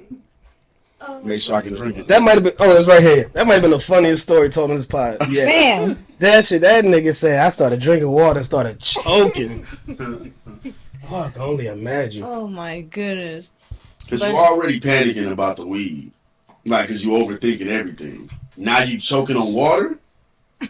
Man. But go ahead, Z, my bad. Nah, you good. No, it was my first time smoking weed. It was actually hilarious. With my ex at the gas station, I was like, all right, I'm gonna hit it. Obviously, I did not know how to inhale it. I inhaled it one too many times. I think I puffed it like 3 times. Right? We was parked at a Shell station, right? Mm-hmm. And doors right here. We parked right here on the side. From that walk, when I got out the car to the door, everything just slowed all the way down, like that filter on Snapchat. Mm-hmm. How it slows all the way down. That's literally what my world was. It slowed all the way down, and then I was walking my ex. You drink no water. No, yeah, I was next to my boyfriend at the time, and when that started happening, I was like, okay. I started like holding on to his arm a little bit more. We started walking around in the gas station, and I started seeing, damn near, I started seeing a go sit back in the car. Just tell me what you want. I started seeing a kaleidoscope. Oh shit! You got bumblebee vision? Yes. What the fuck? That's what I seen the very first time I smoked. And I was like, babe, I can't see. I'm scared. I can't see. Probably yelled that shit out loud. Everybody looking at the gas station. I did. Me in my head. Grab it, shake. Hey, get it together. Get back in crazy spot. You just like, baby, I can't see. What did you give me? Mother's getting gas. What drugs was that? Bitch. Mother's getting gas. Hey, are you okay? No, she good. She good. Like that. No, nigga, I'm asking her. Nah, brother, she ain't in her right mind. The more you try to explain it, the worse it gets. Right. No, man, I gave her something. I didn't think it would go like this. She gonna be asleep soon, like it ain't gonna be like this. Brother, I'm calling the cops. Don't worry, brother. Stay right there. We're gonna get her some help. Law enforcement is on the way. Bro, it was so bad. And the thing was, I thought I was whispering it. And like y'all said, I was yelling that shit. And I don't remember how we got out that gas station. All I know is hours went by. I think like 4 or 5 hours went by. I was still high. He didn't know what to do. So he took me to a mutual friend of ours to his place. I was just sitting. I just popped up on his car and I just started twiddling my little feet. They were talking about, bro, look at her, bro. Like, she's bugging right now, bro. Like, what the fuck, man? What up, bro? You see her, my nigga? What was in that weed you sold me, son? What the fuck? I gotta explain this shit, man. Nah. I almost got arrested at a gas station because of her. Man. But after that, I never experienced anything like that. That was like high key scary because I not only did I not know what was going on, but my response to it was disconnected completely. No, it's still from the same spill earlier. I just never told you. Noticed it. But I've never had a bad experience on weed. Not one. And I've been around people who smoked for the first time, and I saw the experience that they were having. I'm just like, damn, I feel so bad it went that way for you. The first time I smoked weed, it felt so euphoric. My first time smoking was cool. Ooh. My first time eating edible was terrible. Yeah. I was chilling. It's just that like I was so high, and when you're not used to being high, you can't control your body at all. Like literally, like lifting my arm was nothing felt harder than that. I couldn't lift my body. You know what, the more I talk to people when they did tell me they had a bad experience on weed, is because they tried to start taking over. Yeah, and it's like, true. No, relax. I didn't know how to ride it out. Relax. That might have been why. It's just the weed. Relax. That might have been why my experience was so bad too. Because like when I've noticed, I mean, I guess that was my first like eye-opening moment, but I didn't really understand it until the older I got. But I always like to take control of things. And I was lucky enough to do it around some of my best of friends. That's why I had a bad experience. You know what I'm saying? Like, it wasn't somebody I was dating or anything like these are some of the people that I kind of grew up with since I've been out here. So when I first started smoking, we was all smoking. It was just such a good time being had in the moment. You know what I'm saying? They gonna tell you I was wilding out. You know what I'm saying? I was a little wilding out. You know what I'm saying? Like the first time we got high, I'm sitting in my boy Jordan car. He had the sunroof. and we hotboxing. And I didn't know what it was at the time, but at this moment, I'm fucking hot. I can't catch a breath. There's smoke flying in and out. Anytime I breathe in hard, more smoke is getting into my lungs. I'm just like, yo. I looked down and said, bro, please open the window or something, man. Like, the blunt's gone. Like, please. He opened up the sunroof, and for some reason, in that moment, as that sunroof was opening, I felt like I was hatching out of my egg. I'm weak. This And nigga said, nigga, we are, bro. Hey, son, it was Jawan that gave us the weed. We took him to some spot to, It was allegedly, he did some things. our friend, He did some things. whose name really isn't, we don't know it, but allegedly that person gave them marijuana And a pair of shoes to take him over to do some grown folk stuff. You know what I'm saying? So we outside the house. He had to sneak in. We outside the house. He opened up the sunroof. My dumb ass stands in his car, gets out the sunroof, and just caws as loud as I can. oh my God. actually caca. Yes. Yeah, as Get loud as I outta can. here. And as soon as I did that, Jordan and Jacob, they both grabbed me. They was like, yo, get the fuck back in the car. I'm like, yo, my bad, bro. Ain't nobody, man. My fault, man. And Jacob was like, man, let's go to Whataburger, man. Oh, so Whataburger had a fucking blast. Whataburger's a great Had meal a to eat fucking when you high. blast, man. That's a phenomenal meal to eat when you high. That was the first night I tried that the honey barbecue chicken strip sandwich, but with honey butter on it. Man, Because I was with Jawan. We was with Jawan that night. Jawan was one of the main dudes who did it, Yeah, nigga. The party that was going on in my mouth. Pause. Oh my God. Oh my God. Clarify. Clarify, The party that please. was going on in my mouth. He just doubled down for no Double reason. down on it, man. That's some delightful. Man. Me swishing around your mouth was a party. Hey, man, what? Oh With the my honey butter God. sauce? Nigga, Yep. with the cheese and the Texas Nigga toast? swishing Y'all sauce in y'all his are mouth. not gonna- Y'all are Okay. not gonna shame me for this. Y'all ain't gonna shame me. Y'all had that. Don't act like it's just me. Y'all done had a party in y'all mouth too. Yeah, man. Stop acting like it's just me, man. There's a parade in your mouth. I definitely had. Sorry. We're All not right, see, now it sounds crazy coming from you. Now, party over. See, now you're wilding. Party over. Party over. They're like, okay, cut. No more parties in this. Oh, No more freak offs, you freaks. All right, man. my gosh. Last topic, and then we can get the fuck up out of here. Savon, you want to introduce this one? Yay? Nay? Gotta get the board. Nah, you ain't got to look at the board. It's your topic. I would like you to start us off on your topic. Yeah. Yeah. So I wanted to talk about what y'all think of the state of pranks, of how they progressed from like back in the day when we were like really starting to see all the people on, social media doing it versus how people doing it now. Like I know like when we were on social media, they were like, harmless pranks. They didn't really go up to the other person and harm them or like physically, touch them or anything like that. Whereas now, like people running around throwing stuff at people, putting buckets on people's heads, hopping into people's cars. Like, how do y'all feel about how the pranks are now? Like, I like me a good prank. mm, I enjoy a really good, well thought out prank where nobody's getting hurt yep, and there's a lot of confusion going on. And maybe somebody might get angry. mm-hmm, But it's nothing like crazy to get angry over. Because I saw a prank the other day. They might have been like in like this like main event area, right? And this guy's playing. He's this grown ass man. He's playing On with the this bike. girl on the bike. Mhm. And a nigga walked up behind him and said, "Can I ride this bike with you, daddy?" yep, And then the nigga got up and he got angry. mm-hmm. You know what I'm saying? The anger part was funny. But at the end of the day, you really shouldn't be coming up touching people like that. Yeah, Oh, he touched him? Yeah, Oh, he never grabbed mind. his arm around him. Oh, never mind. Yeah, No. he was on the bike. As far as like good pranks, you know what I'm saying? I'm gonna go ahead and point to impractical jokers. Yeah. Them niggas, whatever science it takes to understand what a successful prank is, they have mastered it. And if they haven't mastered it, they've taken it and then they reorganized it. I always love whatever they do. That's some peak television. And right see, there. because they fuck with people, but they don't fuck with people. Right. Like they don't hurt nobody. If anything, they're getting They fucked get with. fucked up. Yeah, so they just have to do some extremely embarrassing shit. Yeah, I'm about to say they're taking a humility aspect of it versus like just going out there and trying to put other people, let other people be your joke. I'm not a fan of the streamers doing the prank and shit. Nah, I'll be I honest don't with like you. all that shit. I hate every single one of them. That I hate the niggas who they coming off as dicks, and then you walking around with the security, and then when somebody get mad, it's like, "Oh, do something, bro, do something." Bro, you got this big ass 6'7" nigga that's telling me I can't touch you when you literally just smacked me in the back of my fucking head. Right.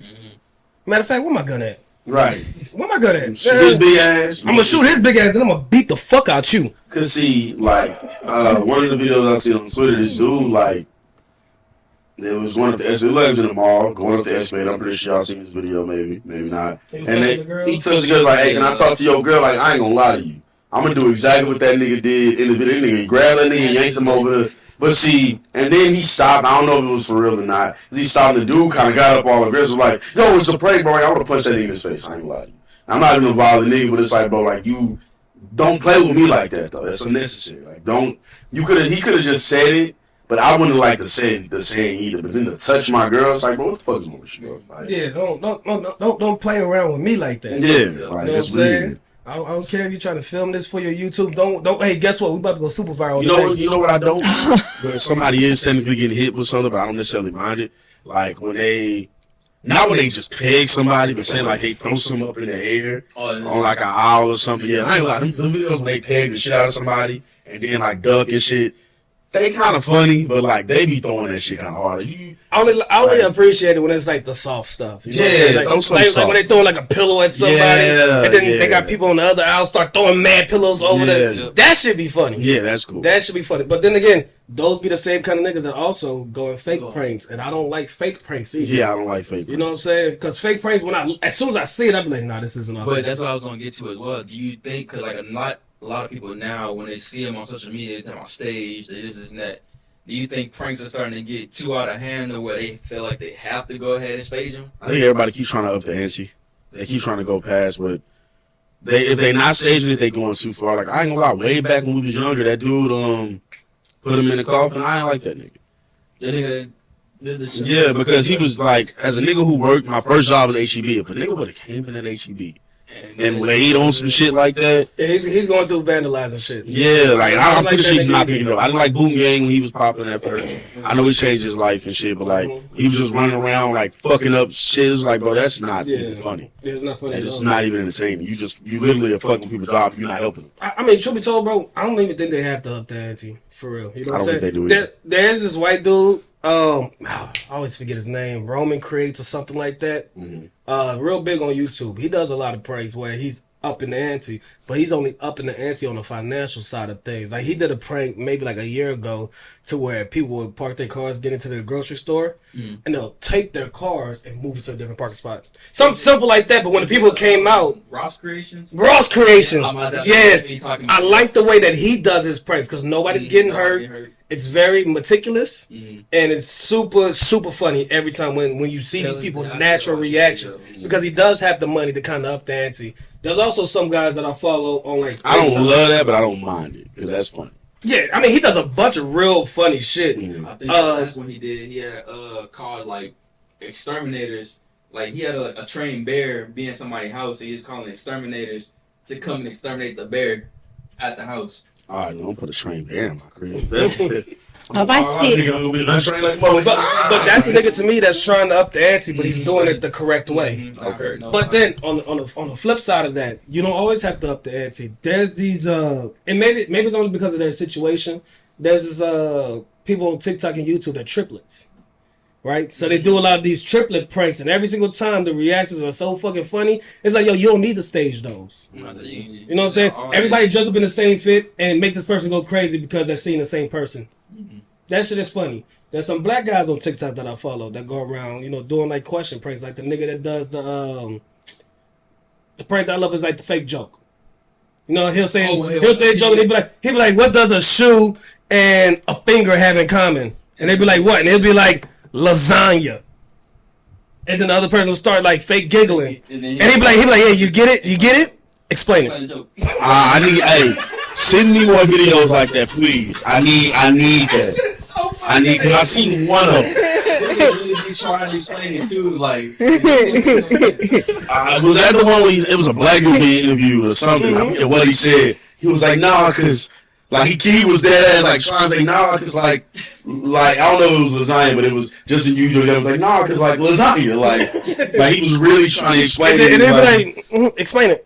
And he just kept going. Like again, I don't know if it was a lasagna, but the nigga I'm talking about just kept going. So like the interview, like he never was just like, damn, I don't get it. He just like kept me like, nah, but for real, like, and it was like, bro, you just laughed. You didn't know what to laugh. The problem with the streamers nowadays though is that they've taken trolling to real life.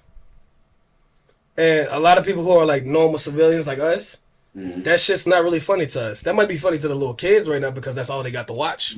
What you like, might not be funny?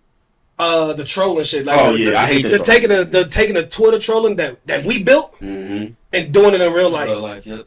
Because that shit be corny. Because now you walking around with an entourage, and now you done really made a nigga mad, and you really just trolling. You don't even mean the shit that you're saying. But you fucking with people. But now when he's mad enough to fight, you backing off in your corner, you backing up behind your security, you backing up behind your entourage. And it's like, no, you know, I would like the content if you would stand there and shoot the fair one with the nigga. That'd be some good content. If you gonna troll a nigga like that in real life and he want to shoot the fair one, shoot it. But yeah, even with I would pay to see that. I'm gonna even lie to you. I would pay to see a nigga that go around antagonizes people, and then when the nigga is ready to fight him, he's just like, all right, fuck it, let's go. Let's go. I was just joking, but if you this man, let's do it. To go off what you were saying, I didn't mean to kick you, Sean. Some of the prank shit get a little crazy because it was this dude. He was. I don't know if y'all seen it. I was randomly on TikTok, bro.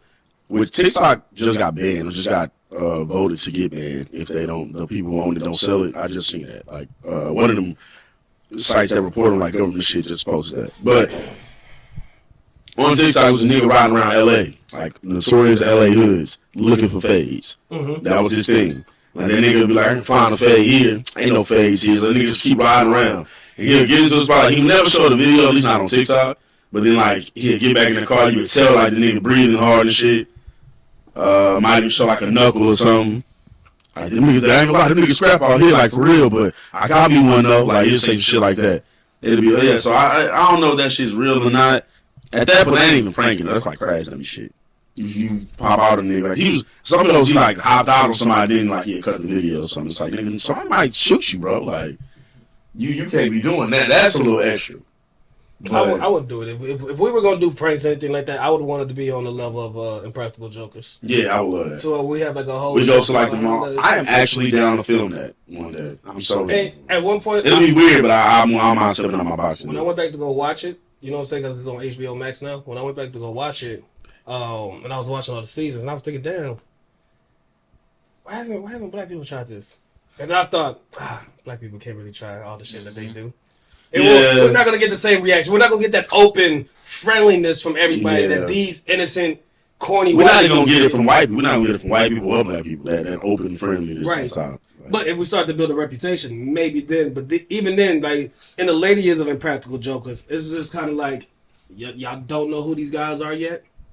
Then they have a couple times, or maybe somebody would know, but most they would have a lot of times, and like they'll add it to like the end of the episode to where people did recognize them in the midst of their pranks, and then they just be like, "Oh, okay, yeah." And then take some pictures, and then they just have to move on to the next person. Two of them off the top of my head, I know exactly who they are. That's one dude. It's probably hard work because there's a lot of people that probably know you, so you got to excuse me, you got to wait till you find the person who doesn't know you at all, so that you can, and that might take hours or two, especially after how famous them motherfuckers are, like right around like 2013, 2014, when they got real famous, like right around that 5th or 6th season.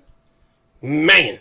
I'm about to say another person that's out right now, I don't know if y'all heard of him, Big Dogs TV. Most likely. I probably seen him. Yeah, I'm about to say, that's how it was for him. Like, he'll go ahead and he went behind the scenes and said it took like hours to find somebody that didn't know who it was. And then, like, he'll go ahead and put in, like, in his bloopers or his other stuff of, like, people recognizing him and things like that. So eventually, like, that's when you start doing pranks like that, you'll eventually get recognized and it just be hard so for you to just, how Goose said, up the ante or even find somebody to go ahead and do it. Do a prank on them. See, but my thing about upping the ante, man, if you're legitimately funny, you don't have to up the ante. Funny is going to be funny, it's going to be funny. You only have to up the ante if you feel like you're not funny enough unless you're doing the most. Yeah. Anything else on this? Well, guys, this was the truly about... I'm sorry. Now, go ahead and close this out, Big Z. I was good. Go ahead and close this out, Big Z. About another podcast, Z is going to bring y'all home. Yes, guys, thank y'all for joining us today. We hope y'all catch us again next week, same time. We're going to be there. Y'all have any closing thoughts? My bad, fam. I know I didn't see you changing the podcast, the group chat name as I was changing it. It's cool. Yeah, my fault. So yeah, I saw Truly. And we making a group chat. We've been doing this all these episodes, and we haven't had like a full blown group chat, but we always stay in constant communication. So we just setting that up now. But this is Truly About Another Podcast. I'm Steelo. That's Say Love. That's Big Z. Big Vette. Z. That's Goose, man. Big Goose. You know who it is. All right, man. Hey, real quick, before we get up out of here, man, all the people that's coming up to us saying that they want to be on the episode, they want to come on the pods and express their opinions. How many people is it? 1, 2, 3, 4. Look, we about to charge y'all niggas $100 to try to sit in this room with us. And I'm not gonna lie, I'm gonna say this too, and I hope y'all hear it. I hope you even clip. You can make this short if you want to. I don't give a fuck how we do it. Hey, man, y'all tell me this shit, and I tell y'all the same shit every fucking time. I say, hey, every Tuesday, I'm looking directly in the fucking camera. Every Tuesday, we do this shit. Every time. I tell y'all this. Y'all say, all right, hit me. I say, okay, bet. I say, but yo, just remember, it's gonna be on Tuesday. You niggas be radio silent. I'm gonna say this because I fuck with some of y'all. And don't tell me to hit you. And I'm talking about the people that live around us. You want to be on our shit. You hit us. Exactly. I don't mind hitting y'all up. But you gotta want to show some incentive too to want to be on this. Hey, why you ain't hit me? Something, anything. Y'all wait till Saturday and be like, why you ain't say nothing? Nigga, you have information on me to hit me up on Tuesday or on Monday. Y'all don't do that. This is our I don't show. really want to be on here. That's okay. You want to be? If This you is watch it, our enjoy show. it. You Y'all have to gotta hit wanna do us. this. We don't need y'all on this motherfucker. Only people we need on here are the 4 people right here. But we want guests. You know what I'm saying? But we love y'all. We love y'all. This ain't hate. This ain't This nothing. ain't hate. I love We all y'all. Y'all are y'all. my people. You know I fuck with you. But if you say you want to be on here, when it's time to do that, show up and do that. That's all I'm saying. You know, a text Tuesday morning talking about something. Yo, we still on? That's all I would like to see. Some quick. Yeah. Some quick. Yo, we still easy. doing this? Yeah, cool. Yeah. Blah blah blah. I'm gonna see the time and Because everything. again, I mean this as somebody who really fucks with the people we're talking about. The show's gonna continue to go on. If you want a guest on it, be proactive about it because it's not our job. So we got topics to discuss. We have other things to try to figure out. So on Tuesday, we know who's gonna be here, unless something happens or somebody gotta take care of something. We know who's gonna be here. If you want to be on here, let a nigga know. Say something. Hit anybody up in here. So I'm pretty sure all 4 of us have heard from people or whatever. Hey, say something. Yeah. Say something the day of. Don't wait till you see me Saturday and be like, hey, man, Steve. No. Start making you niggas pay me. Yeah. I'm done telling. I'm gonna just tell you, yo, Tuesday. If you want to be on it Tuesday, hit me. And matter of fact, if you want to be on this shit and you ain't never posted before, fuck you. How about that? Also a fact. How about that? You better start posting this shit. Repost it. See what's going on. Say love. Can you get them the socials real quick? We on Apple Podcasts. We on YouTube. Truly About Nothing TV, huh? We also are on Spotify for you Android users. Mm-hmm. So- What's the YouTube name? Truly About Nothing Truly TV. About Nothing. Get to that mic so they can hear you, baby. Yeah. Talk to Truly them. About Nothing TV. That's on YouTube. Again, Subscribe, go ahead and bitch. Find us on Spotify and on Apple Music. Well, Apple Podcasts. Truly About Nothing. Mm-hmm. Make sure I go tune in. We love all y'all. We do man. love all y'all. We still got We mad do, love we for do. y'all. All right. Y'all have a good week. We'll see y'all next week. Truly About Nothing.